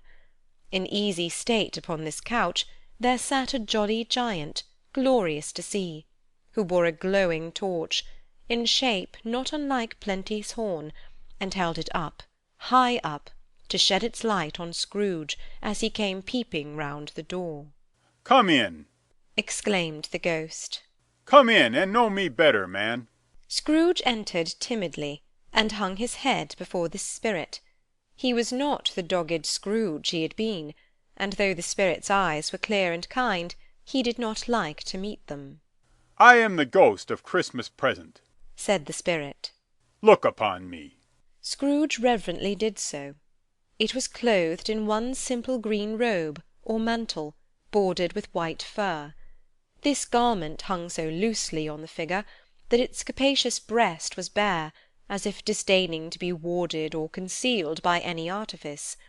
Its feet, observable beneath the ample folds of the garment, were also bare, and on its head it wore no other covering than a holly wreath, set here and there with shining icicles. Its dark brown curls were long and free, free as its genial face, its sparkling eye, its open hand, its cheery voice, its unconstrained demeanour, and its joyful air. Girded round its middle was an antique scabbard, but no sword was in it, and the ancient sheath was eaten up with rust. "You have never seen the like of me before," exclaimed the spirit. Never. Scrooge made answer to it. "Have never walked forth with the younger members of my family, meaning, for I am very young, my elder brothers born in these later years?" pursued the phantom. I don't think I have, said Scrooge. I'm afraid I have not. Have you had many brothers, Spirit? "More than 1800, said the ghost. A tremendous family to provide for, muttered Scrooge. The ghost of Christmas Present rose. Spirit, said Scrooge submissively, conduct me where you will. I went forth last night on compulsion, and I learnt a lesson which is working now. To-night, if you have aught to teach me, let me profit by it. Touch my robe. Scrooge did as he was told, and held it fast. Holly, mistletoe, red berries, ivy, turkeys, geese, game, poultry, brawn, meat, pigs, sausages, oysters, pies, puddings, fruit, and punch, all vanished instantly. So did the room, the fire, the ruddy glow, the hour of night, and they stood in the city streets on Christmas morning, where, for the weather was severe, the people made a rough but brisk and not unpleasant kind of music, in scraping the snow from the pavement in front of their dwellings, and from the tops of their houses, whence it was mad delight to the boys to see it come plumping down into the road below, and splitting into artificial little snowstorms.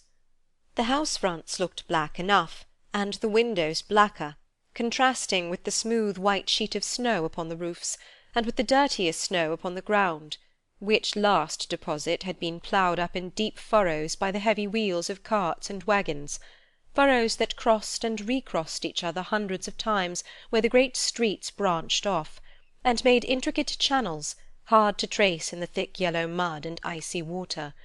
The sky was gloomy, and the shortest streets were choked up with a dingy mist, half thawed, half frozen, whose heavier particles descended in a shower of sooty atoms, as if all the chimneys in Great Britain had by one consent caught fire, and were blazing away to their dear hearts' content.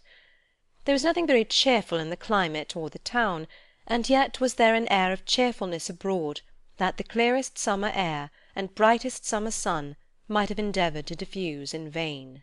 For the people who were shovelling away on the housetops were jovial and full of glee, calling out to one another from the parapets, and now and then exchanging a facetious snowball, better-natured missile far than many a wordy jest, laughing heartily if it went right, and not less heartily if it went wrong. The poulterers' shops were still half open, and the fruiterers were radiant in their glory. There were great round pot-bellied baskets of chestnuts, shaped like the waistcoats of jolly old gentlemen, lolling at the doors, and tumbling out into the street in their apoplectic opulence. There were ruddy, brown-faced, broad-girthed Spanish onions, shining in the fatness of their growth like Spanish friars, and winking from their shelves in wanton slyness at the girls as they went by, and glanced demurely at the hung-up mistletoe. There were pears and apples, clustered high in blooming pyramids. There were bunches of grapes, made in the shopkeeper's benevolence to dangle from conspicuous hooks, that people's mouths might water gratis as they passed. There were piles of filberts, mossy and brown, recalling in their fragrance ancient walks among the woods, and pleasant shufflings ankle-deep through withered leaves. There were Norfolk biffins, squat and swarthy, setting off the yellow of the oranges and lemons, and in the great compactness of their juicy persons, urgently entreating and beseeching to be carried home in paper bags and eaten after dinner. The very gold and silver fish set forth among these choice fruits in a bowl, though members of a dull and stagnant-blooded race, appeared to know that there was something going on, and, to a fish, went gasping round and round their little world in slow and passionless excitement. The grocers, oh, the grocers! Nearly closed, with perhaps 2 shutters down, or 1, but through those gaps such glimpses! It was not alone that the scales descending on the counter made a merry sound, or that the twine and roller parted company so briskly, or that the canisters were rattled up and down like juggling tricks, or even that the blended scents of tea and coffee were so grateful to the nose, or even that the raisins were so plentiful and rare, the almonds so extremely white, the sticks of cinnamon so long and straight, the other spices so delicious, the candied fruit so caked and spotted with molten sugar as to make the coldest lookers-on feel faint and subsequently bilious. Nor was it that the figs were moist and pulpy, or that the French plums blushed in modest tartness from their highly decorated boxes, or that everything was good to eat, and in its Christmas dress. But the customers were all so hurried, and so eager in the hopeful promise of the day, that they tumbled up against each other at the door, crashing their wicker baskets wildly, and left their purchases upon the counter, and came running back to fetch them, and committed hundreds of the like mistakes, in the best humour possible; while the grocer and his people were so frank and fresh that the polished hearts with which they fastened their aprons behind them might have been their own, worn outside for general inspection, and for Christmas doors to peck at if they chose. But soon the steeples called good people all to church and chapel, and away they came, flocking through the streets in their best clothes and with their gayest faces, and at the same time there emerged from scores of by-streets, lanes, and nameless turnings, innumerable people, carrying their dinners to the bakers' shops. The sight of these poor revellers appeared to interest the spirit very much, for he stood with Scrooge beside him in a baker's doorway, and taking off the covers as their bearers passed, sprinkled incense on their dinners from his torch. And it was a very uncommon kind of torch, for once or twice, when there were angry words between some dinner-carriers who had jostled each other, he shed a few drops of water on them from it, and their good humour was restored directly. For they said it was a shame to quarrel upon Christmas Day. And so it was. God love it, so it was. In time the bells ceased, and the bakers were shut up, and yet there was a genial shadowing forth of all these dinners and the progress of their cooking, in the thawed blotch of wet above each baker's oven, where the pavement smoked as if its stones were cooking too. Is there a peculiar flavour in what you sprinkle from your torch? Asked Scrooge. There is. My own.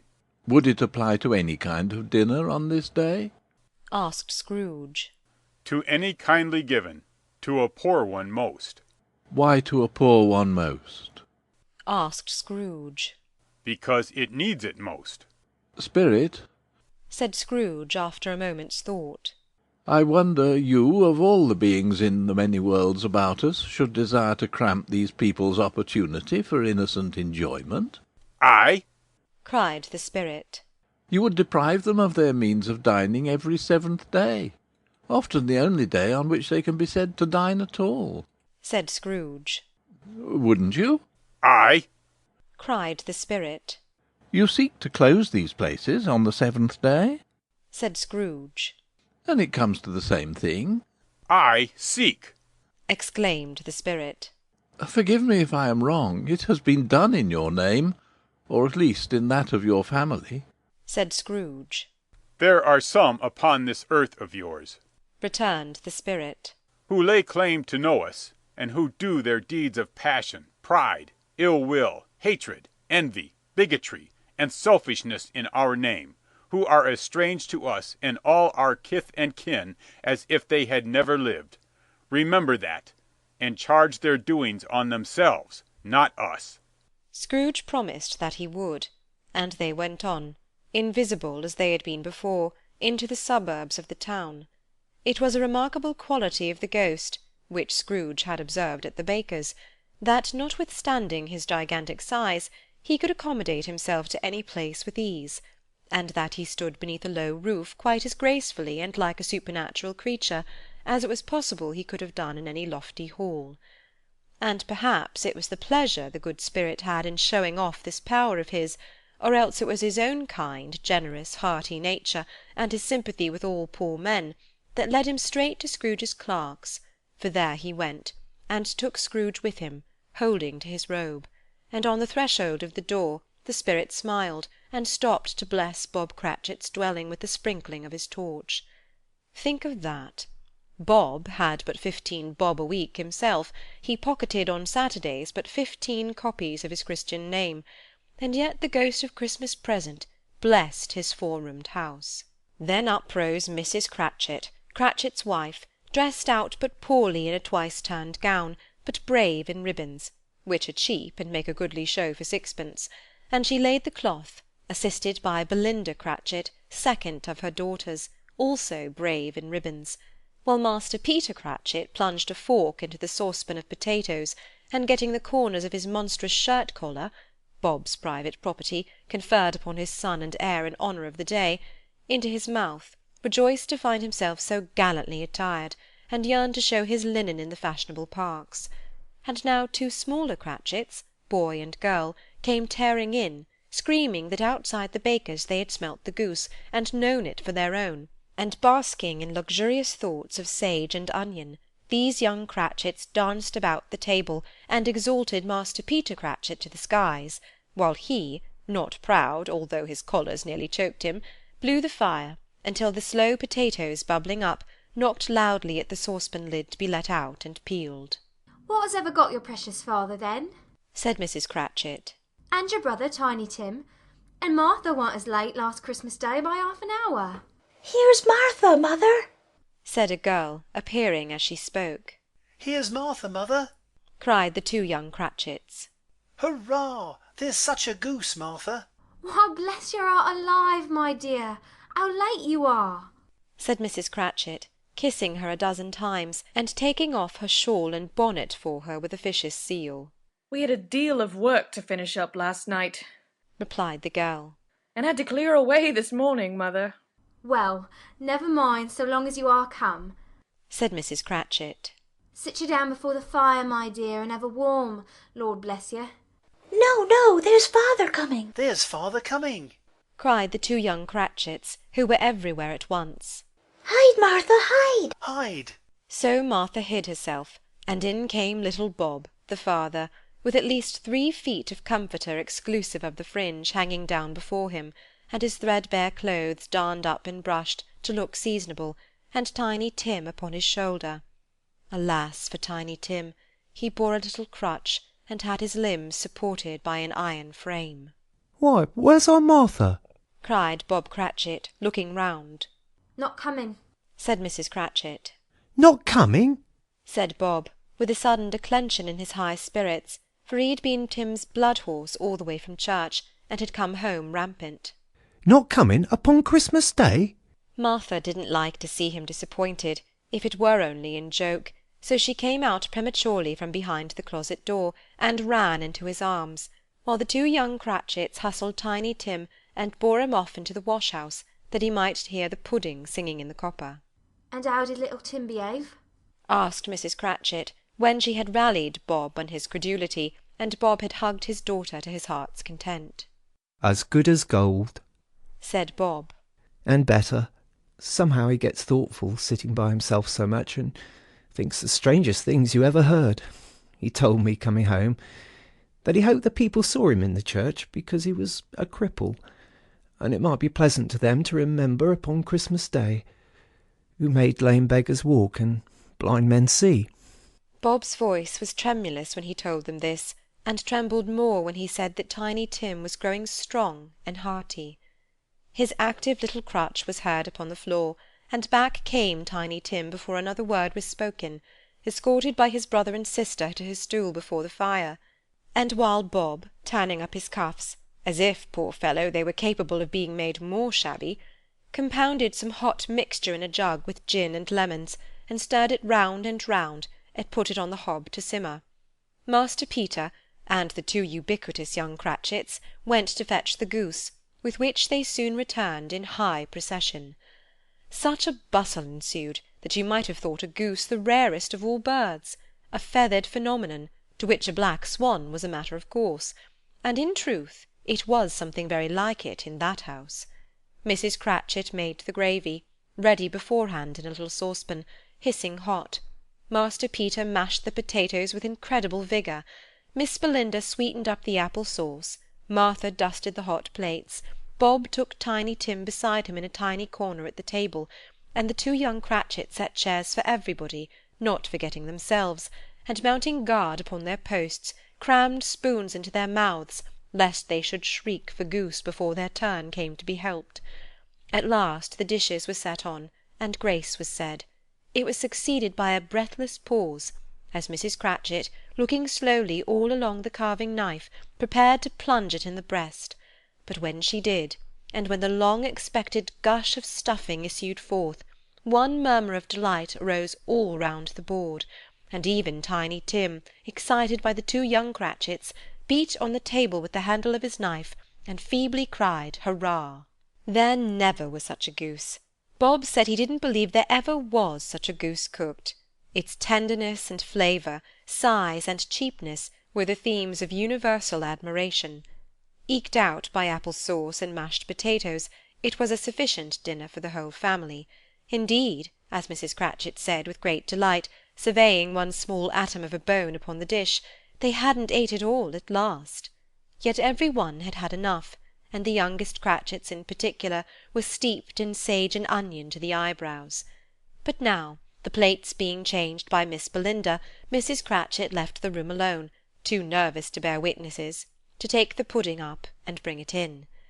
Suppose it should not be done enough! Suppose it should break in turning out! Suppose somebody should have got over the wall of the back-yard and stolen it, while they were merry with the goose, a supposition at which the two young Cratchits became livid. All sorts of horrors were supposed. Hallo! A great deal of steam! The pudding was out of the copper. A smell like a washing-day. That was the cloth. A smell like an eating-house and a pastry-cook's next door to each other, with a laundress's next door to that. That was the pudding. In half a minute Mrs. Cratchit entered, flushed but smiling proudly, with the pudding, like a speckled cannon-ball, so hard and firm, blazing in half a quartern of ignited brandy, and bedight with Christmas holly stuck into the top. Oh, a wonderful pudding! Bob Cratchit said, and calmly too, that he regarded it as the greatest success achieved by Mrs. Cratchit since their marriage. Mrs. Cratchit said that now the weight was off her mind, she would confess she had had her doubts about the quantity of flour. Everybody had something to say about it, but nobody said or thought that it was at all a small pudding for a large family. It would have been flat heresy to do so. Any Cratchit would have blushed to hint at such a thing. At last the dinner was all done, the cloth was cleared, the hearth swept, and the fire made up.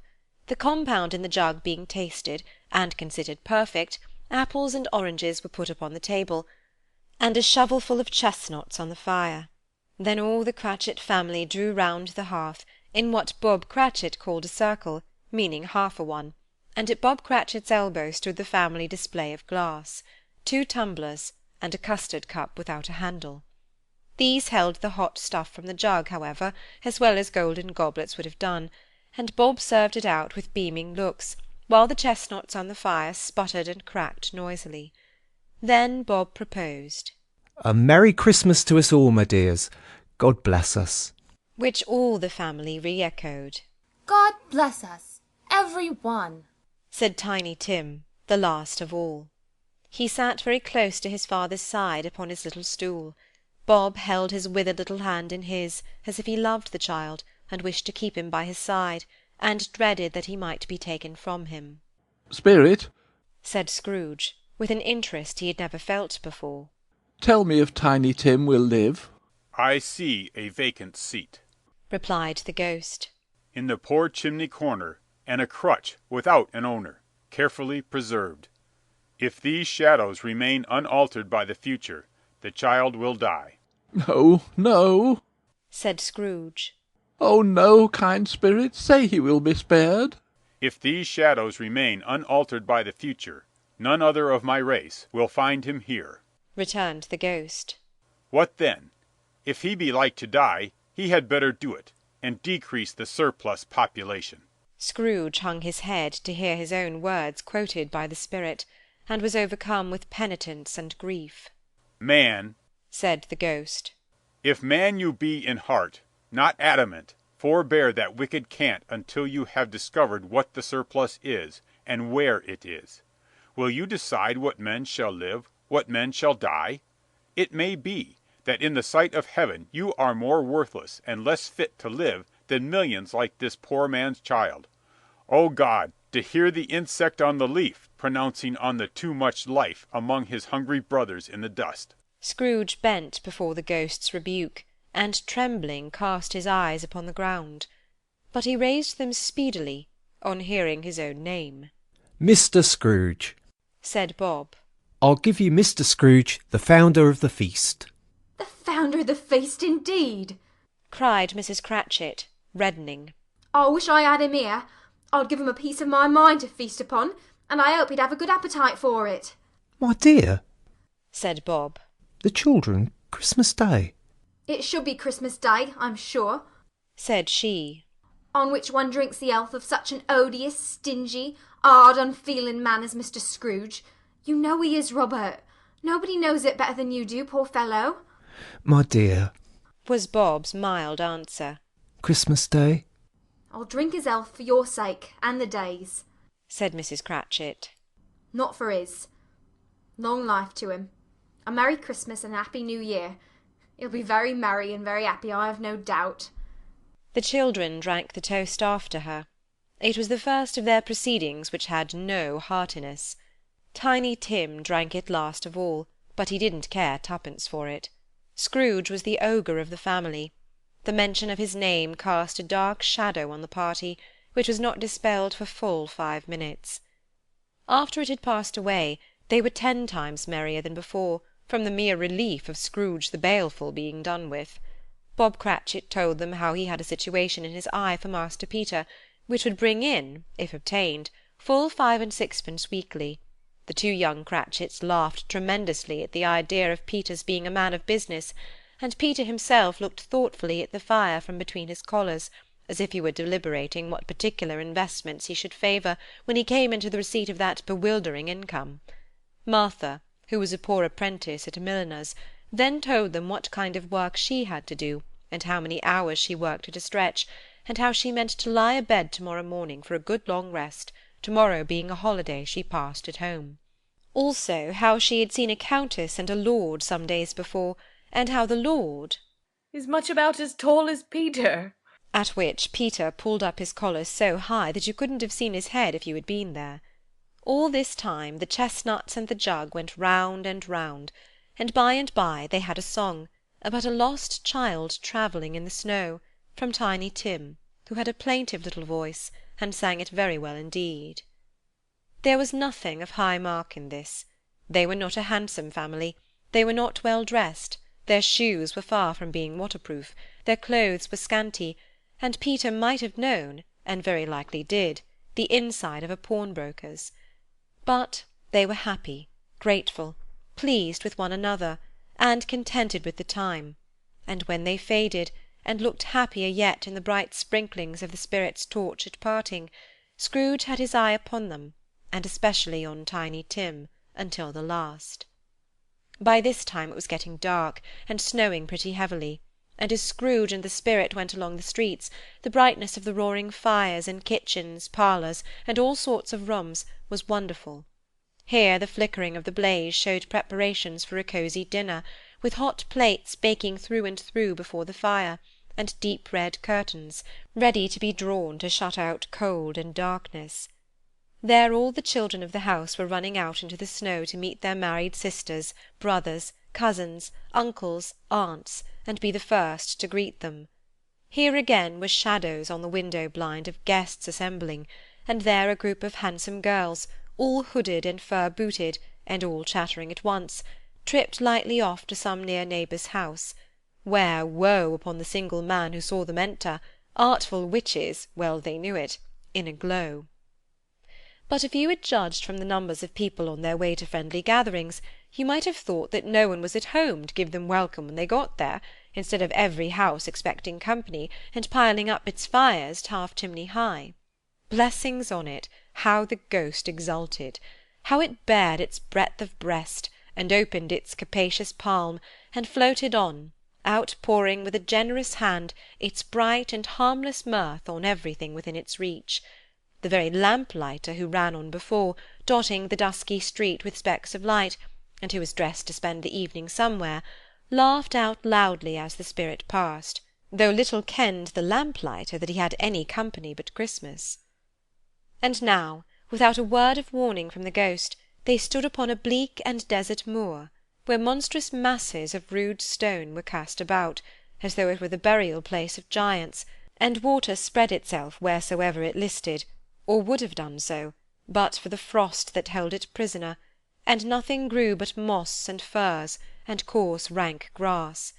Down in the west the setting sun had left a streak of fiery red, which glared upon the desolation for an instant, like a sullen eye, and frowning lower, lower, lower yet, was lost in the thick gloom of darkest night.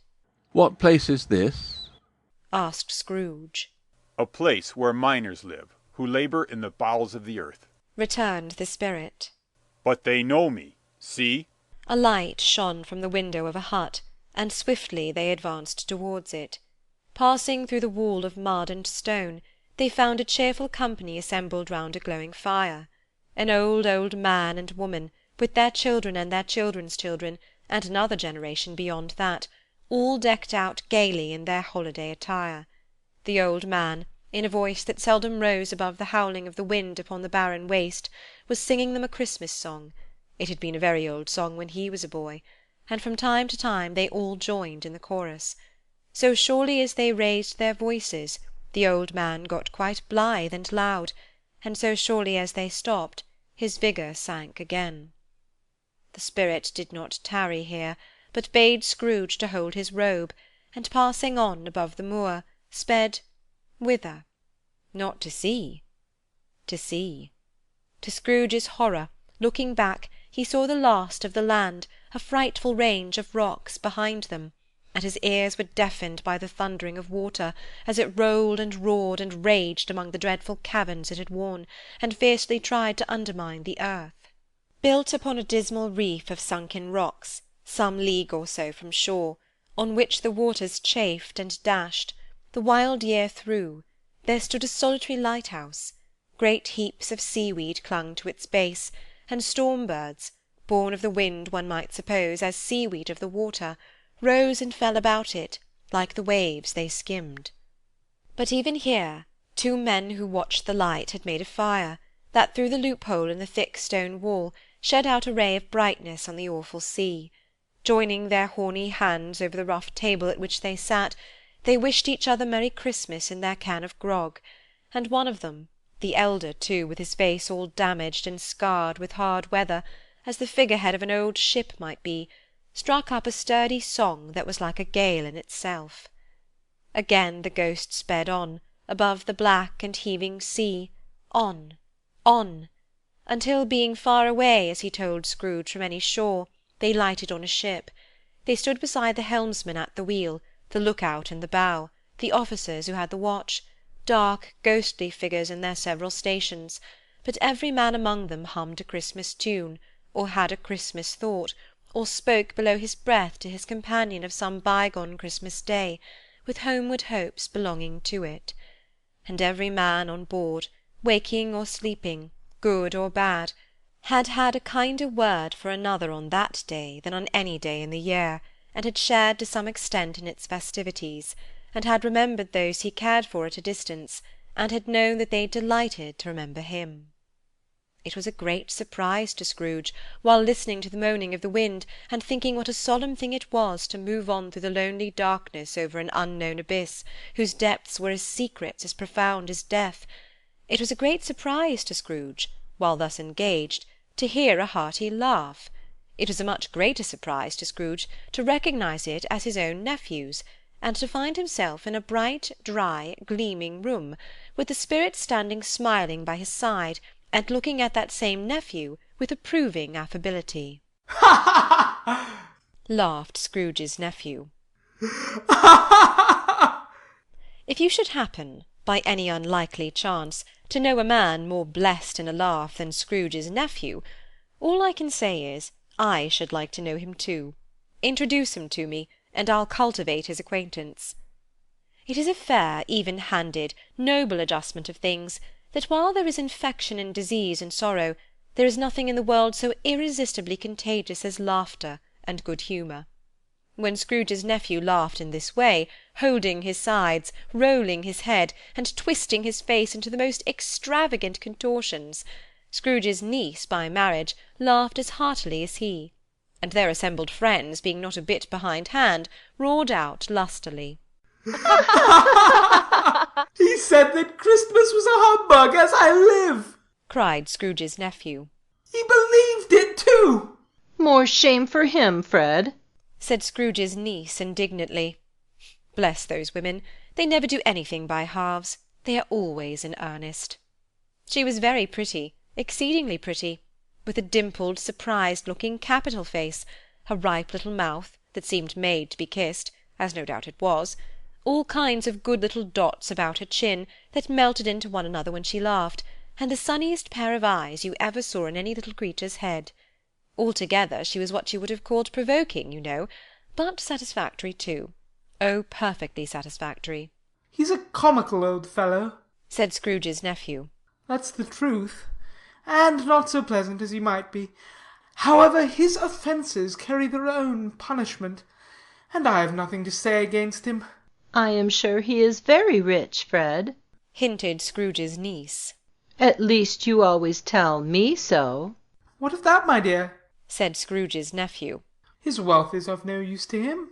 He don't do any good with it. He don't make himself comfortable with it. He hasn't the satisfaction of thinking that he is ever going to benefit us with it. I have no patience with him, observed Scrooge's niece. Scrooge's niece's sisters, and all the other ladies, expressed the same opinion. Oh, I have, said Scrooge's nephew. I'm sorry for him. I couldn't be angry with him if I tried.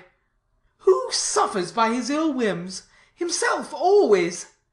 Here, he takes it into his head to dislike us, and won't come and dine with us. What's the consequence? He don't lose much of a dinner. Indeed, I think he loses a very good dinner, interrupted Scrooge's niece. Everybody else said the same, and they must be allowed to have been competent judges, because they had just had dinner, and with the dessert upon the table, were clustered round the fire by lamplight. Well, I'm very glad to hear it, said Scrooge's nephew, because I haven't great faith in these young housekeepers. What do you say, Topper? Topper had clearly got his eye upon one of Scrooge's niece's sisters, for he answered that a bachelor was a wretched outcast, who had no right to express an opinion on the subject. Whereat Scrooge's niece's sister, the plump one with the lace tucker, not the one with the roses, blushed. Do go on, Fred, said Scrooge's niece, clapping her hands. He never finishes what he begins to say. He is such a ridiculous fellow. Scrooge's nephew revelled in another laugh, and as it was impossible to keep the infection off, though the plump sister tried hard to do it with aromatic vinegar, his example was unanimously followed. I was only going to say, said Scrooge's nephew, that the consequence of his taking a dislike to us, and not making merry with us, is, as I think, that he loses some pleasant moments which could do him no harm. I am sure he loses pleasanter companions than he can find in his own thoughts, either in his mouldy old office or his dusty chambers. I mean to give him the same chance every year, whether he likes it or not, for I pity him. He may rail at Christmas till he dies, but he can't help thinking better of it. I defy him. If he finds me going there in good temper year after year, and saying, Uncle Scrooge, how are you? If it only puts him in the vein to leave his poor clerk £50, that's something. And I think I shook him yesterday. It was their turn to laugh now at the notion of his shaking Scrooge, but being thoroughly good-natured, and not much caring what they laughed at, so that they laughed at any rate, he encouraged them in their merriment, and passed the bottle joyously. After tea they had some music, for they were a musical family, and knew what they were about, when they sung a glee or catch, I can assure you, especially Topper, who could growl away in the bass like a good one, and never swell the large veins in his forehead, or get red in the face over it. Scrooge's niece played well upon the harp, and played among other tunes a simple little air, a mere nothing, you might learn to whistle it in 2 minutes, which had been familiar to the child who fetched Scrooge from the boarding-school, as he had been reminded by the ghost of Christmas past. When this strain of music sounded, all the things that ghost had shown him came upon his mind. He softened more and more, and thought that if he could have listened to it often years ago, he might have cultivated the kindnesses of life for his own happiness with his own hands, without resorting to the sexton's spade that buried Jacob Marley. But they didn't devote the whole evening to music. After a while they played at forfeits, for it is good to be childish sometimes, and never better than at Christmas, when its mighty founder was a child himself. Stop, there was first a game at blindman's buff, of course there was, and I no more believe Topper was really blind than I believe he had eyes in his boots. My opinion is that it was a done thing between him and Scrooge's nephew, and that the ghost of Christmas Present knew it.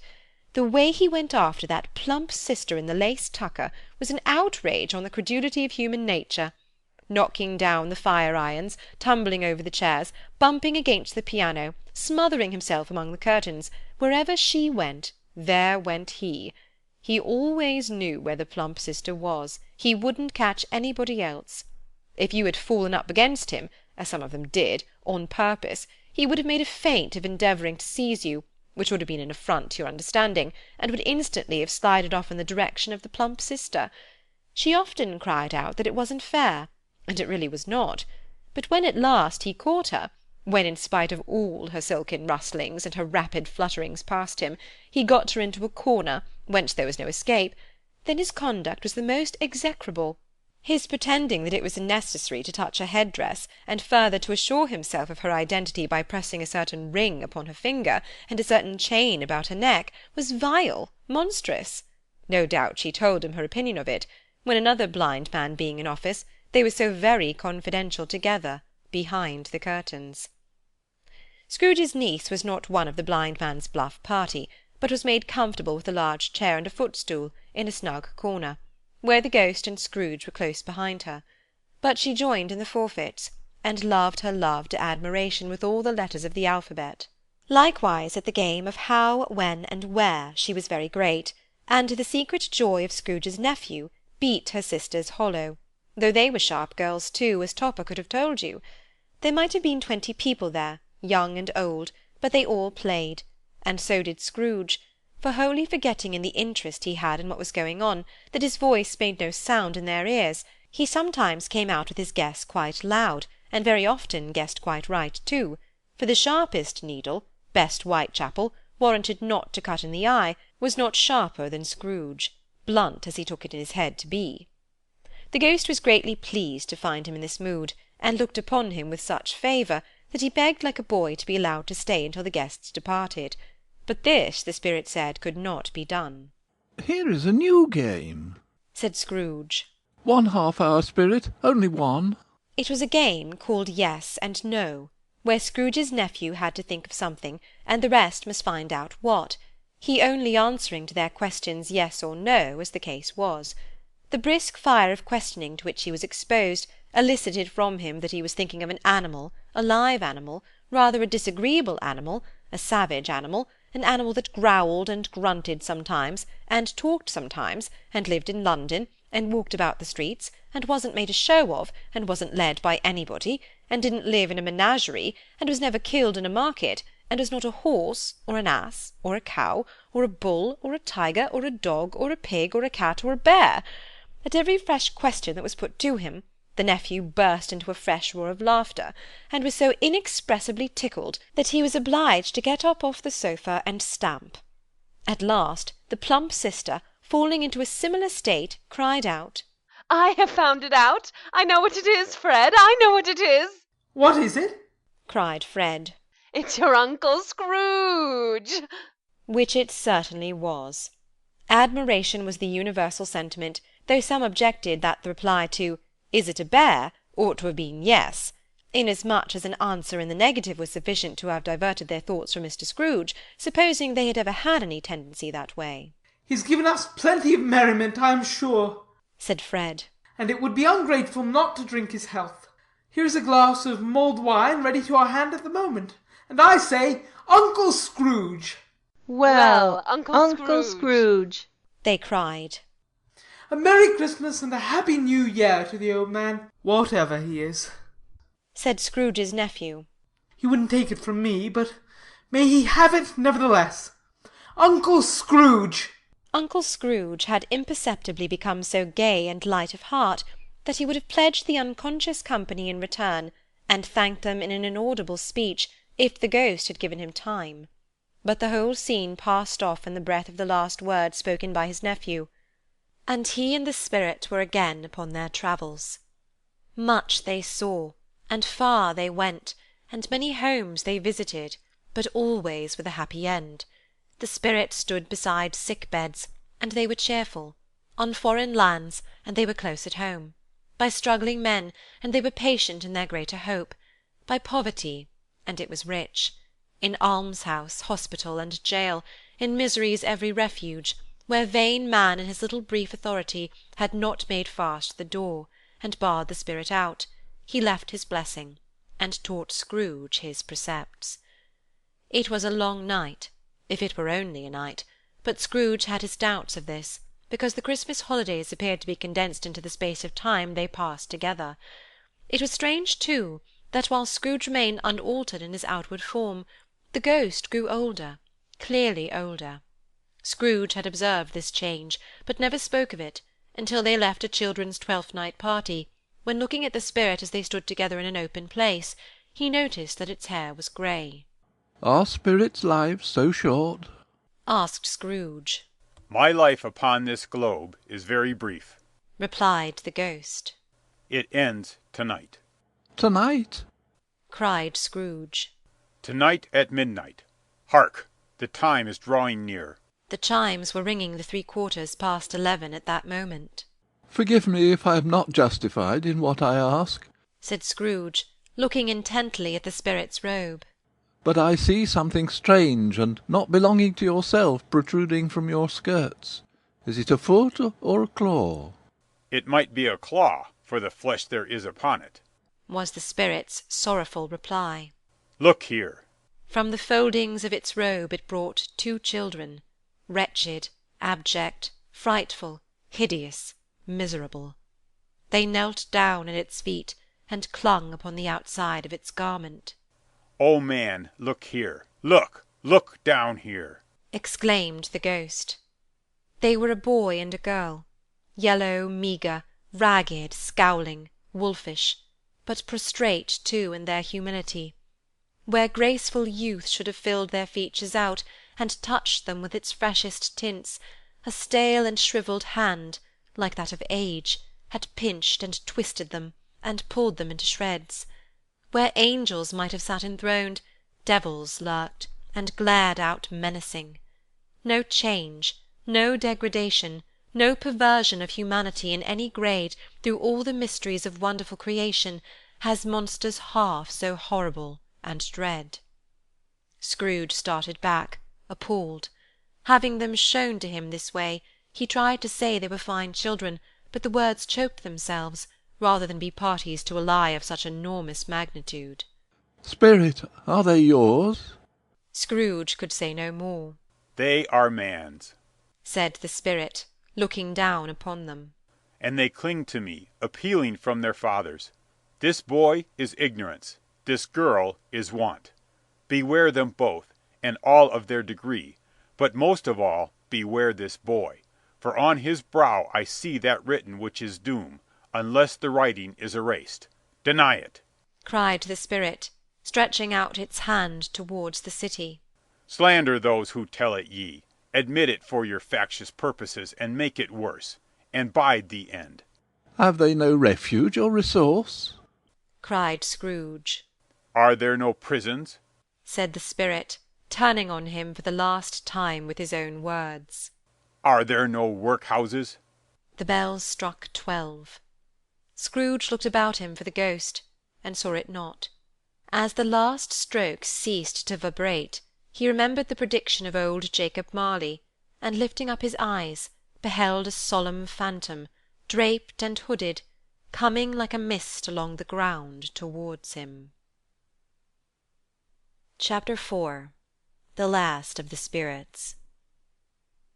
The phantom slowly, gravely, silently approached. When it came near him, Scrooge bent down upon his knee, for in the very air through which this spirit moved, it seemed to scatter gloom and mystery. It was shrouded in a deep black garment, which concealed its head, its face, its form, and left nothing of it visible, save one outstretched hand. But for this it would have been difficult to detach its figure from the night, and separate it from the darkness by which it was surrounded. He felt that it was tall and stately when it came beside him, and that its mysterious presence filled him with a solemn dread. He knew no more, for the spirit neither spoke nor moved. I am in the presence of the ghost of Christmas yet to come? said Scrooge. The spirit answered not, but pointed onward with its hand. You are about to show me shadows of the things that have not happened, but will happen in the time before us? Scrooge pursued. Is that so, spirit? The upper portion of the garment was contracted for an instant in its folds, as if the spirit had inclined its head. That was the only answer he received. Although well used to ghostly company by this time, Scrooge feared the silent shape so much that his legs trembled beneath him, and he found that he could hardly stand when he prepared to follow it. The spirit paused a moment, as observing his condition, and giving him time to recover. But Scrooge was all the worse for this. It thrilled him with a vague, uncertain horror to know that behind the dusky shroud there were ghostly eyes intently fixed upon him, while he, though he stretched his own to the utmost, could see nothing but a spectral hand and one great heap of black. Ghost of the future, he exclaimed, I fear you more than any spectre I have seen. But as I know your purpose is to do me good, and as I hope to live to be another man from what I was, I am prepared to bear you company, and do it with a thankful heart. Will you not speak to me? It gave him no reply. The hand was pointed straight before them. Lead on, said Scrooge. Lead on. The night is waning fast, and it is precious time to me, I know. Lead on, spirit. The phantom moved away as it had come towards him. Scrooge followed in the shadow of its dress, which bore him up, he thought, and carried him along. They scarcely seemed to enter the city, for the city rather seemed to spring up about them, and encompass them of its own act. But there they were, in the heart of it, on 'Change, amongst the merchants, who hurried up and down, and chinked the money in their pockets, and conversed in groups, and looked at their watches, and trifled thoughtfully with their great gold seals, and so forth, as Scrooge had seen them often. The spirit stopped beside one little knot of business men. Observing that the hand was pointed to them, Scrooge advanced to listen to their talk. No, said a great fat man with a monstrous chin. I don't know much about it either way. I only know he's dead. When did he die? Inquired another. Last night, I believe. Why, what was the matter with him? Asked a third, taking a vast quantity of snuff out of a very large snuff-box. I thought he'd never die. God knows, said the first with a yawn. What has he done with his money? Asked a red-faced gentleman with a pendulous excrescence on the end of his nose that shook like the gills of a turkey-cock. I haven't heard. Said the man with the large chin, yawning again. Left it to his company, perhaps. He hasn't left it to me. That's all I know. This pleasantry was received with a general laugh. It's likely to be a very cheap funeral, said the same speaker. For upon my life, I don't know of anybody to go to it. Suppose we make up a party and volunteer. I don't mind going if a lunch is provided, observed the gentleman with the excrescence on his nose. But I must be fed if I make one. Another laugh. Well, I am the most disinterested among you, after all, said the first speaker. For I never wear black gloves, and I never eat lunch. But I'll offer to go, if anybody else will. When I come to think of it, I'm not at all sure that I wasn't his most particular friend, for we used to stop and speak whenever we met. Bye-bye. Speakers and listeners strolled away, and mixed with other groups. Scrooge knew the men, and looked towards the spirit for an explanation. The phantom glided on into a street. Its finger pointed to two persons meeting. Scrooge listened again, thinking that the explanation might lie there. He knew these men also perfectly. They were men of business, very wealthy and of great importance. He had made a point always of standing well in their esteem, in a business point of view, that is, strictly in a business point of view. "How are you?" said one. "How are you?" returned the other. "Well," said the first. "Old Scratch has got his own at last, hey?" "So I am told," returned the second. "Cold, isn't it?" "Seasonable for Christmas time. You're not a skater, I suppose?" "No, no. Something else to think of. Good morning." Not another word. That was their meeting, their conversation, and their parting. Scrooge was at first inclined to be surprised that the spirit should attach importance to conversations apparently so trivial, but feeling assured that they must have some hidden purpose, he set himself to consider what it was likely to be. They could scarcely be supposed to have any bearing on the death of Jacob, his old partner, for that was past, and this ghost's province was the future. Nor could he think of any one immediately connected with himself, to whom he could apply them. But nothing doubting that to whomsoever they applied, they had some latent moral for his own improvement, he resolved to treasure up every word he heard, and everything he saw, and especially to observe the shadow of himself when it appeared. For he had an expectation that the conduct of his future self would give him the clue he missed, and would render the solution of these riddles easy. He looked about in that very place for his own image, but another man stood in his accustomed corner, and though the clock pointed to his usual time of day for being there, he saw no likeness of himself among the multitudes that poured in through the porch. It gave him little surprise, however, for he had been revolving in his mind a change of life, and thought and hoped he saw his new-born resolutions carried out in this. Quiet and dark, beside him stood the phantom, with its outstretched hand. When he roused himself from his thoughtful quest, he fancied from the turn of the hand, and its situation in reference to himself, that the unseen eyes were looking at him keenly. It made him shudder, and feel very cold. They left the busy scene, and went into an obscure part of the town, where Scrooge had never penetrated before, although he recognised its situation and its bad repute.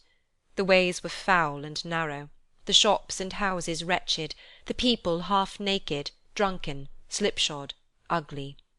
Alleys and archways, like so many cesspools, disgorged their offences of smell and dirt and life upon the straggling streets, and the whole quarter reeked with crime, with filth, and misery. Far in this den of infamous resort there was a low-browed beetling's shop, below a penthouse roof, where iron, old rags, bottles, bones, and greasy offal were bought. Upon the floor within were piled up heaps of rusty keys, nails, chains, hinges, files, scales, weights, and refuse iron of all kinds. Secrets that few would like to scrutinize were bred and hidden in mountains of unseemly rags, masses of corrupted fat, and sepulchres of bones. Sitting in among the wares he dealt in, by a charcoal stove made of old bricks, was a grey-haired rascal, nearly 70 years of age, who had screened himself from the cold air without by a frowsy curtaining of miscellaneous tatters hung upon a line, and smoked his pipe in all the luxury of calm retirement. Scrooge and the phantom came into the presence of this man just as a woman with a heavy bundle slunk into the shop. But she had scarcely entered when another woman, similarly laden, came in too, and she was closely followed by a man in faded black, who was no less startled by the sight of them than they had been upon the recognition of each other. After a short period of blank astonishment, in which the old man with the pipe had joined them, they all three burst into a laugh. "Let the charwoman alone to be the first," cried she who had entered first. "Let the laundress alone to be the second, and let the undertaker's man alone to be the third. Look here, old Joe, here's a chance, if we haven't all three met here without meaning it." "You couldn't have met in a better place," said old Joe, removing his pipe from his mouth. "Come into the parlour. You were made free of it long ago, you know, and the other two aren't strangers. Stop till I shut the door of the shop. Ah, how it squeaks! They ain't such a rusty bit of metal in the place as its own hinges, I believe. And I'm sure there's no such old bones here as mine. Ha ha! We're all suitable to our calling, we're well matched. Come into the parlour, come into the parlour." The parlour was the space behind the screen of rags. The old man raked the fire together with an old stair-rod, and having trimmed his smoky lamp, for it was night, with the stem of his pipe, put it in his mouth again. While he did this, the woman who had already spoken threw her bundle on the floor, and sat down in a flaunting manner on a stool, crossing her elbows on her knees, and looking with a bold defiance at the other two. "What odds, then? What odds, Mrs. Dilber?" said the woman. "Every person has a right to take care of themselves. He always did." "That's true, indeed," said the laundress. "No man more so." "Why, then, don't stand staring as if you was afraid, woman. Who's the wiser? We're not going to pick holes in each other's coats, I suppose." No, indeed, said Mrs. Dilber and the man together. We should hope not." "Very well, then," cried the woman. "That's enough. Who's the worse for the loss of a few things like these? Not a dead man, I suppose." "No, indeed," said Mrs. Dilber, laughing. "If he wanted to keep 'em after he was dead, the wicked old screw," pursued the woman. "why wasn't he natural in his lifetime? If he had been, he'd have had somebody to look after him when he was struck with death, instead of lying gasping out his last there alone by himself." "It's the truest word that ever was spoken," said Mrs. Dilber. "It's a judgment on him." "I wish it was a little heavier judgment," replied the woman. "And it should have been, you may depend upon it, if I could have laid my hands on anything else. Open that bundle, old Joe, and let me know the value of it. Speak out plain. I'm not afraid to be the first, nor afraid for them to see it. We know pretty well that we were helping ourselves before we met here, I believe. It's no sin. Open the bundle, Joe." But the gallantry of her friends would not allow of this, and the man in faded black, mounting the breach first, produced his plunder. It was not extensive. A seal or two, a pencil-case, a pair of sleeve-buttons, and a brooch of no great value were all. They were severally examined and appraised by old Joe, who chalked the sums he was disposed to give for each upon the wall, and added them up into a total when he found there was nothing more to come. "That's your account," said Joe. "And I wouldn't give another sixpence if I was to be boiled for not doing it. Who's next?" Mrs. Dilber was next. Sheets and towels, a little wearing apparel, 2 old-fashioned silver teaspoons, a pair of sugar-tongs, and a few boots. Her account was stated on the wall in the same manner. "I always give too much to ladies. It's a weakness of mine, and that's the way I ruin myself," said old Joe. "That's your account. If you asked me for another penny and made it an open question, I'd repent of being so liberal and knock off half a crown." "And now undo my bundle, Joe," said the first woman. Joe went down on his knees for the greater convenience of opening it, and having unfastened a great many knots, dragged out a large and heavy roll of some dark stuff. What do you call this? said Joe. Bed curtains. Ah, returned the woman, laughing and leaning forward on her crossed arms. bed curtains. You don't mean to say you took 'em down, rings and all, with him lying there? said Joe. Yes, I do, replied the woman. Why not? You were born to make your fortune, said Joe. and you'll certainly do it. I certainly shan't hold my hand when I can get anything in it by reaching it out, for the sake of such a man as he was, I promise you, Joe, returned the woman coolly. Don't drop that oil upon the blankets now. His blankets? asked Joe. Whose else's do you think? replied the woman. He isn't likely to take cold without 'em, I dare say. I hope you didn't die of anything catching, eh? said old Joe, stopping in his work and looking up. Don't you be afraid of that, returned the woman. I ain't so fond of his company that I'd loiter about him for such things if he did. Ah, you may look through that shirt till your eyes ache, but you won't find a hole in it, nor a threadbare place. It's the best he had, and a fine one, too. They'd have wasted it, if it hadn't been for me. What do you call wasting of it? asked old Joe. Putting it on him to be buried in, to be sure, replied the woman with a laugh. Somebody was fool enough to do it, but I took it off again. If calico ain't good enough for such a purpose, it isn't good enough for anything. It's quite as becoming to the body. He can't look uglier than he did in that one. Scrooge listened to this dialogue in horror. As they sat grouped about their spoil, in the scanty light afforded by the old man's lamp, he viewed them with a detestation and disgust, which could hardly have been greater, though they had been obscene demons marketing the corpse itself. Ha ha! laughed the same woman, when old Joe, producing a flannel bag with money in it, told out their several gains upon the ground. This is the end of it, you see. He frightened every one away from him when he was alive, to profit us when he was dead. Ha ha ha! Spirit, said Scrooge, shuddering from head to foot. I see. The case of this unhappy man might be my own. My life tends that way now. Merciful heaven! What is this? He recoiled in terror, for the scene had changed, and now he almost touched a bed, a bare uncurtained bed, on which, beneath a ragged sheet, there lay a something covered up, which, though it was dumb, announced itself in awful language. The room was very dark, too dark to be observed with any accuracy, though Scrooge glanced round it in obedience to a secret impulse, anxious to know what kind of room it was. A pale light, rising in the outer air, fell straight upon the bed, and on it, plundered and bereft, unwatched, unwept, uncared for, was the body of this man. Scrooge glanced towards the phantom. Its steady hand was pointed to the head.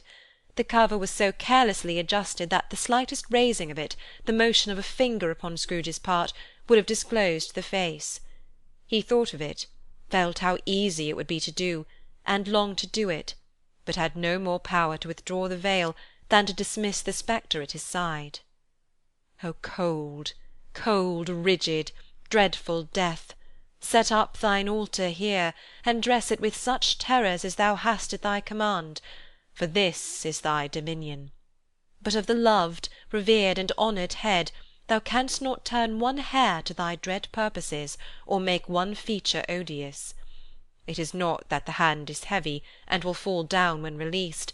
It is not that the heart and pulse are still, but that the hand was open, generous, and true, the heart brave, warm, and tender, and the pulse a man's. Strike, Shadow, strike, and see his good deeds springing from the wound, to sow the world with life immortal. No voice pronounced these words in Scrooge's ears, and yet he heard them when he looked upon the bed. He thought, if this man could be raised up now, what would be his foremost thoughts? Avarice, hard dealing, griping cares? They have brought him to a rich end truly. He lay in the dark, empty house, with not a man, a woman, or a child, to say that he was kind to me in this or that, and for the memory of one kind word I will be kind to him. A cat was tearing at the door, and there was a sound of gnawing rats beneath the hearthstone. What they wanted in the room of death, and why they were so restless and disturbed, Scrooge did not dare to think. "Spirit," he said, "this is a fearful place. In leaving it, I shall not leave its lesson. Trust me. Let us go." Still the ghost pointed with an unmoved finger to the head. "I understand you." Scrooge returned. "And would do it if I could. But I have not the power. Spirit, I have not the power." Again it seemed to look upon him. "Is there any person in the town who feels emotion caused by this man's death?" said Scrooge, quite agonized. "Show that person to me, Spirit, I beseech you." The phantom spread its dark robe before him for a moment, like a wing, and withdrawing it, revealed a room by daylight, where a mother and her children were. She was expecting someone, and with anxious eagerness, for she walked up and down the room, started at every sound, looked out from the window, glanced at the clock, tried, but in vain, to work with her needle, and could hardly bear the voices of the children in their play. At length the long-expected knock was heard. She hurried to the door and met her husband, a man whose face was careworn and depressed, though he was young. There was a remarkable expression in it now, a kind of serious delight of which he felt ashamed, and which he struggled to repress. He sat down to the dinner that had been hoarding for him by the fire, and when she asked him faintly what news, which was not until after a long silence, he appeared embarrassed how to answer. "Is it good?" she said. "Or bad?" To help him. "Bad," he answered. "We are quite ruined?" "No, there is hope yet, Caroline." "If he relents?" she said, amazed. "There is? Nothing is past hope if such a miracle has happened." "He is past relenting," said her husband. "He is dead." She was a mild and patient creature, if her face spoke truth, but she was thankful in her soul to hear it, and she said so, with clasped hands. She prayed forgiveness the next moment, and was sorry, but the first was the emotion of her heart. "What the half-drunken woman whom I told you of last night said to me, when I tried to see him and obtain a week's delay, and what I thought was a mere excuse to avoid me, turns out to have been quite true. He was not only very ill, but dying then." "To whom will our debt be transferred?" "I don't know, but before that time we shall be ready with the money, and even though we were not, it would be a bad fortune indeed to find so merciless a creditor in his successor. We may sleep tonight with light hearts, Caroline." Yes, soften it as they would, their hearts were lighter. The children's faces, hushed and clustered round to hear what they so little understood, were brighter, and it was a happier house for this man's death. The only emotion that the ghost could show him, caused by the event, was one of pleasure. "Let me see some tenderness connected with the death," said Scrooge. "or that dark chamber, Spirit, which we left just now, will be for ever present to me." The ghost conducted him through several streets familiar to his feet, and as they went along, Scrooge looked here and there to find himself, but nowhere was he to be seen. They entered poor Bob Cratchit's house, the dwelling he had visited before, and found the mother and the children seated round the fire. Quiet, very quiet. The noisy little Cratchits were as still as statues in one corner, and sat looking up at Peter, who had a book before him. The mother and her daughters were engaged in sewing. But surely they were very quiet. "And he took a child, and set him in the midst of them." Where had Scrooge heard those words? He had not dreamed them. The boy must have read them out, as he and the spirit crossed the threshold. Why did he not go on? The mother laid her work upon the table, and put her hand up to her face. "The colour hurts my eyes," she said. The colour? Ah, poor Tiny Tim. "They're better now again," said Cratchit's wife. "It makes them weak by candlelight, and I wouldn't show weak eyes to your father when he comes home for the world. It must be near his time." "Past it, rather," Peter answered, shutting up his book. "But I think he has walked a little slower than he used these last few evenings, mother." They were very quiet again. At last she said, and in a steady, cheerful voice that only faltered once, I've known him walk with Tiny Tim upon his shoulder very fast indeed." "And so have I." cried Peter. Often. And so have I, exclaimed another. So had all. But he was very light to carry. She resumed, intent upon her work. And his father loved him so that it was no trouble. No trouble. And there is your father at the door. She hurried out to meet him, and little Bob in his comforter, he had need of it, poor fellow, came in. His tea was ready for him on the hob, and they all tried who should help him to it most. Then the two young Cratchits got upon his knees and laid, each child a little cheek against his face, as if they said, "Don't mind it, father." Don't be grieved. Bob was very cheerful with them, and spoke pleasantly to all the family. He looked at the work upon the table, and praised the industry and speed of Mrs. Cratchit and the girls. They would be done long before Sunday, he said. Sunday? You went to-day then, Robert? Said his wife. Yes, my dear, returned Bob. I wish you could have gone. It would have done you good to see how green a place it is. But you'll see it often. I promised him that I would walk there on a Sunday.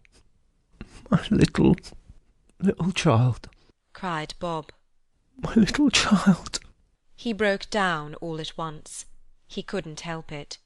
If he could have helped it, he and his child would have been farther apart, perhaps, than they were. He left the room and went upstairs to the room above, which was lighted cheerfully, and hung with Christmas. There was a chair set close beside the child, and there were signs of someone having been there lately. Poor Bob sat down in it, and when he had thought a little and composed himself, he kissed the little face. He was reconciled to what had happened, and went down again quite happy. They drew about the fire and talked, the girls and mother working still. Bob told them of the extraordinary kindness of Mr. Scrooge's nephew, whom he had scarcely seen but once, and who, meeting him in the street that day, and seeing that he looked a little— "Just a little down, you know," said Bob, inquired what had happened to distress him. "On which," said Bob, "for he is the pleasantest spoken gentleman you ever heard," I told him. "I am heartily sorry for it, Mr. Cratchit," he said, "and heartily sorry for your good wife. By the by, how he ever knew that, I don't know." Knew what, my dear? "Why, that you were a good wife," replied Bob. Everybody knows that, said Peter. "Very well observed, my boy," cried Bob. "I hope they do. Heartily sorry," he said, "for your good wife. If I can be of service to you in any way," he said, giving me his card, "that's where I live. Pray come to me." Now it wasn't, cried Bob, for the sake of anything he might be able to do for us so much as his kind way, that this was quite delightful. It really seemed as if he had known our Tiny Tim, and felt with us. I'm sure he's a good soul, said Mrs. Cratchit. You would be surer of it, my dear, returned Bob. If you saw and spoke to him, I shouldn't be at all surprised, mark what I say, if he got Peter a better situation. Only hear that, Peter, said Mrs. Cratchit. And then, cried one of the girls, Peter will be keeping company with someone and setting up for himself. Get along with you, retorted Peter, grinning. It's just as likely as not, said Bob. One of these days, though there's plenty of time for that, my dear. But however and whenever we part from one another, I am sure we shall none of us forget poor Tiny Tim, shall we? Or this first parting that there was amongst us. Never, father, cried they all. And I know, said Bob, I know, my dears, that when we recollect how patient and how mild he was, although he was a little child, we shall not quarrel easily amongst ourselves, and forget poor Tiny Tim in doing it. No, never, father. They all cried again. I am very happy, said little Bob. I am very happy. Mrs. Cratchit kissed him, his daughters kissed him, the two young Cratchits kissed him, and Peter and himself shook hands. Spirit of Tiny Tim, thy childish essence was from God. Spectre, said Scrooge, something informs me that our parting moment is at hand. I know it, but I know not how. Tell me, what man was that whom we saw lying dead? The ghost of Christmas yet to come conveyed him as before, though at a different time, he thought. Indeed, there seemed no order in these latter visions, save that they were in the future, into the resorts of business men, but showed him not himself. Indeed, the spirit did not stay for anything, but went straight on, as to the end just now desired, until besought by Scrooge to tarry for a moment. "This court," said Scrooge, "through which we hurry now, is where my place of occupation is, and has been for a length of time. I see the house. Let me behold what I shall be in days to come." The spirit stopped. The hand was pointed elsewhere. "The house is yonder," Scrooge exclaimed. "Why do you point away?" The inexorable finger underwent no change. Scrooge hastened to the window of his office and looked in. It was an office still, but not his. The furniture was not the same, and the figure in the chair was not himself. The phantom pointed as before. He joined it once again, and wondering why and whither he had gone, accompanied it until they reached an iron gate.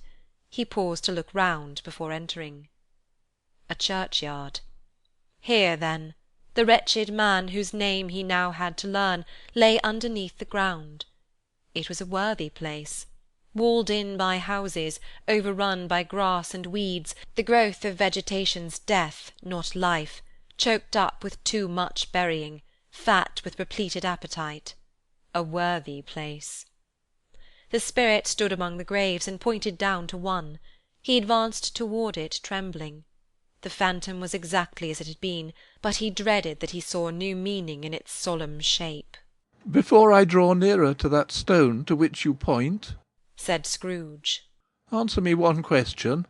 Are these the shadows of the things that will be, or are they shadows of things that may be only?" Still the ghost pointed downward to the grave by which it stood. "Men's courses will foreshadow certain ends, to which, if persevered in, they must lead," said Scrooge. "But if the courses be departed from, the ends will change. Say it is thus with what you show me." The spirit was as immovable as ever. Scrooge crept towards it, trembling as he went, and, following the finger, read upon the stone of the neglected grave his own name, Ebenezer Scrooge. "Am I the man who lay upon the bed?" he cried, upon his knees. The finger pointed from the grave to him, and back again. "Oh, no, spirit! Oh, no, no!" The finger was still there. "Spirit!" he cried, tight clutching at its robe. "Hear me! I am not the man I was. I will not be the man I must have been but for this intercourse. Why show me this, if I am past all hope?" For the first time the hand appeared to shake. "Good spirit," he pursued, as down upon the ground he fell before it, "your nature intercedes for me and pities me. Assure me that I may yet change these shadows you have shown me by an altered life." The kind hand trembled. "I will honour Christmas in my heart, and try to keep it all the year. I will live in the past, the present, and the future. The spirits of all three shall strive within me. I will not shut out the lessons that they teach. Oh, tell me I may sponge away the writing on this stone." In his agony he caught the spectral hand. It sought to free itself, but he was strong in his entreaty and detained it. The spirit, stronger yet, repulsed him. Holding up his hands in a last prayer to have his fate reversed, he saw an alteration in the phantom's hood and dress. It shrunk, collapsed, and dwindled down into a bedpost. Chapter 5. The End of It. Yes, and the bedpost was his own, the bed was his own, the room was his own. Best and happiest of all, the time before him was his own, to make amends in. "I will live in the past, the present, and the future," Scrooge repeated, as he scrambled out of bed. "The spirits of all three shall strive within me. Oh, Jacob Marley, heaven and the Christmas time be praised for this. I say it on my knees, old Jacob, on my knees." He was so fluttered and so glowing with his good intentions that his broken voice would scarcely answer to his call. He had been sobbing violently in his conflict with the spirit, and his face was wet with tears. "They're not torn down," cried Scrooge, folding one of his bed-curtains in his arms. They're not torn down, rings and all. They are here. I'm here. The shadows of the things that would have been may be dispelled. They will be. I know they will. His hands were busy with his garments all this time, turning them inside out, putting them on upside down, tearing them, mislaying them, making them parties to every kind of extravagance. I don't know what to do, cried Scrooge, laughing and crying in the same breath, and making a perfect Laocoon of himself with his stockings. I'm as light as a feather, I'm as happy as an angel, I'm as merry as a schoolboy, I'm as giddy as a drunken man. A Merry Christmas to everybody, a Happy New Year to all the world. Hello here! Oh, hello! He had frisked into the sitting-room, and was now sitting there, perfectly winded. There's the saucepan that the gruel was in, cried Scrooge, starting off again, and going round the fireplace. There's the door by which the ghost of Jacob Marley entered. There's the corner where the ghost of Christmas Present sat. There's the window where I saw the wandering spirits. It's all right. It's all true. It all happened. Really, for a man who had been out of practice for so many years, it was a splendid laugh, a most illustrious laugh, the father of a long, long line of brilliant laughs. I don't know what day of the month it is, said Scrooge. I don't know how long I've been among the spirits. I don't know anything. I'm quite a baby. Never mind, I don't care. I'd rather be a baby. Hello! Hello here! He was checked in his transports by the churches ringing out the lustiest peals he had ever heard. Clash, clang, hammer, ding, dong, bell. Bell, dong, ding. Hammer, clash, clang. Oh, glorious, glorious! Running to the window, he opened it and put out his head. No fog, no mist, clear, bright, jovial, stirring cold. Cold, piping for the blood to dance to. Golden sunlight, heavenly sky, sweet fresh air, merry bells. Oh, glorious, glorious! What's to-day? cried Scrooge, calling downward to a boy in Sunday clothes, who perhaps had loitered in to look about him. returned the boy with all his might of wonder. What's to-day, my fine fellow? said Scrooge. Today? replied the boy. Why, Christmas Day. It's Christmas Day, said Scrooge to himself. I haven't missed it. The spirits have done it all in one night. They can do anything they like. Of course they can. Of course they can. Hello, my fine fellow. Hello, returned the boy. Do you know the poulterers in the next street but one, at the corner? Scrooge inquired. I should hope I did, replied the lad. An intelligent boy, said Scrooge. A remarkable boy. Do you know whether they've sold the prize turkey that was hanging up there? Not the little prize turkey, the big one. What, the one as big as me? returned the boy. What a delightful boy, said Scrooge. It's a pleasure to talk to him. Yes, me buck. It's hanging there now, replied the boy. Is it? said Scrooge. Go and buy it. Won't care, exclaimed the boy. No, no, said Scrooge. I'm in earnest. Go and buy it and tell them to bring it here that I may give them the direction where to take it. Come back with the man and I'll give you a shilling. Come back with him in less than 5 minutes and I'll give you half a crown. The boy was off like a shot. He must have had a steady hand at a trigger, who could have got a shot off half so fast. I'll send it to Bob Cratchit's, whispered Scrooge, rubbing his hands and splitting with a laugh. He shan't know who sends it. It's twice the size of Tiny Tim. Joe Miller never made such a joke as sending it to Bob's will be. The hand in which he wrote the address was not a steady one, but write it he did somehow, and went downstairs to open the street door, ready for the coming of the poulterer's man. As he stood there, waiting his arrival, the knocker caught his eye. I shall love it as long as I live, cried Scrooge, patting it with his hand. I scarcely ever looked at it before. What an honest expression it has in its face. It's a wonderful knocker. Ah, here's the turkey. Whoa, hello. Whoa. How are you? Merry Christmas. It was a turkey. He never could have stood upon his legs, that bird. He would have snapped 'em off short in a minute, like sticks of sealing wax. Why? It's impossible to carry that to Camden Town, said Scrooge. You must have a cab. The chuckle with which he said this, and the chuckle with which he paid for the turkey, and the chuckle with which he paid for the cab, and the chuckle with which he recompensed the boy, were only to be exceeded by the chuckle with which he sat down breathless in his chair again, and chuckled till he cried. Shaving was not an easy task, for his hand continued to shake very much, and shaving requires attention, even when you don't dance while you are at it.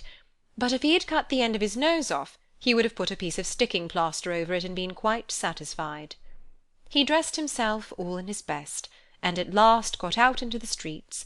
The people were by this time pouring forth, as he had seen them with the ghost of Christmas Present, and walking with his hands behind him, Scrooge regarded every one with a delighted smile.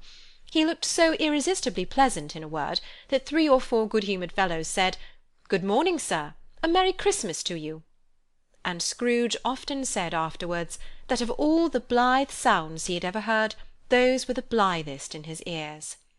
He had not gone far, when coming on towards him he beheld the portly gentleman who had walked into his counting-house the day before, and said, "Scrooge Marleys, I believe." It sent a pang across his heart to think how this old gentleman would look upon him when they met, but he knew what path lay straight before him, and he took it. "My dear sir," said Scrooge, quickening his pace, and taking the old gentleman by both his hands. "how do you do? I hope you succeeded yesterday. It was very kind of you. A Merry Christmas to you, sir." "Mr. Scrooge?" "Yes," said Scrooge. "that is my name, and I fear it may not be pleasant to you. Allow me to ask your pardon, and will you have the goodness—" Here Scrooge whispered in his ear. "Lord bless me!" cried the gentleman, as if his breath were taken away. "My dear Mr. Scrooge, are you serious?" "If you please," said Scrooge. "Not a farthing less. A great many back payments are included in it, I assure you. Will you do me that favour?" "My dear sir," said the other, shaking hands with him, "I don't know what to say to such munifying—" "Don't say anything, please," retorted Scrooge. "Come and see me. Will you come and see me?"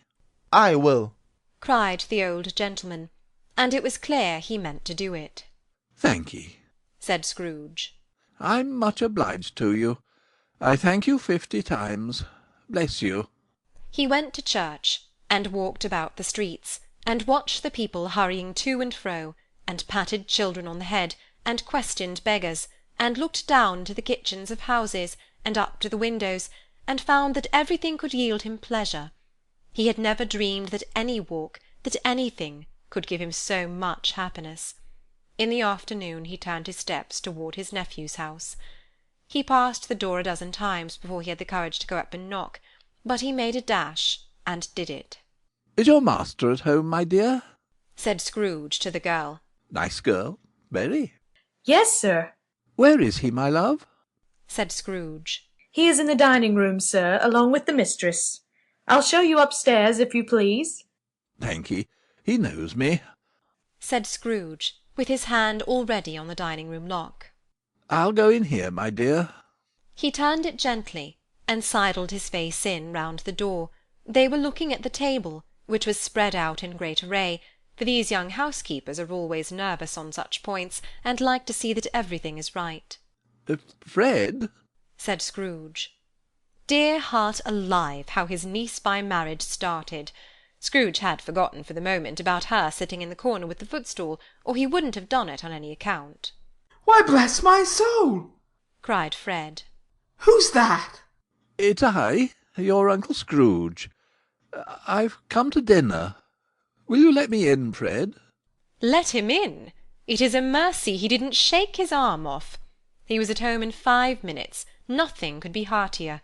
His niece looked just the same. So did Topper when he came. So did the plump sister when she came. So did everyone when they came. Wonderful party, wonderful games, wonderful unanimity, wonderful happiness.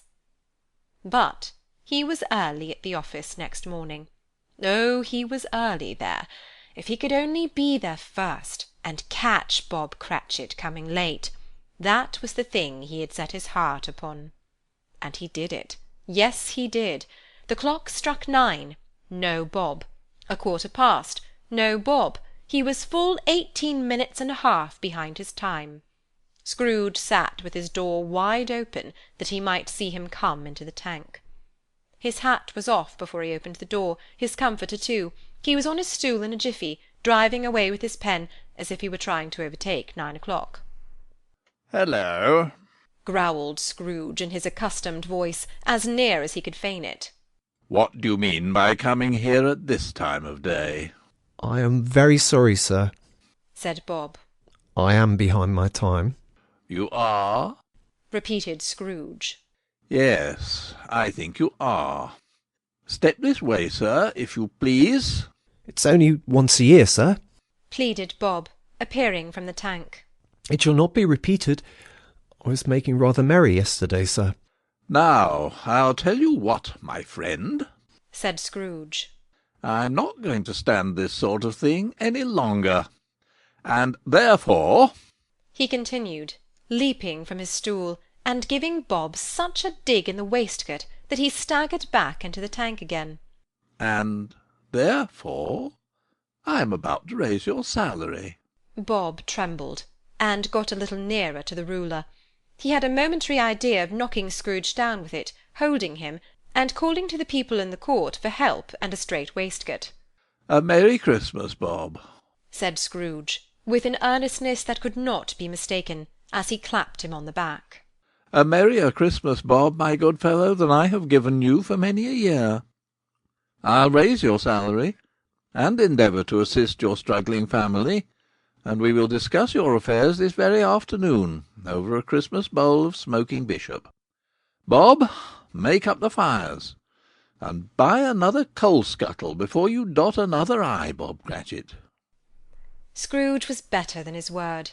He did it all, and infinitely more. And to Tiny Tim, who did not die, he was a second father. He became as good a friend, as good a master, and as good a man as the good old city knew, or any other good old city, town, or borough in the good old world. Some people laughed to see the alteration in him, but he let them laugh, and little heeded them, for he was wise enough to know that nothing ever happened on this globe for good at which some people did not have their fill of laughter in the outset, and knowing that such as these would be blind anyway, he thought it quite as well that they should wrinkle up their eyes in grins as have the malady in less attractive forms.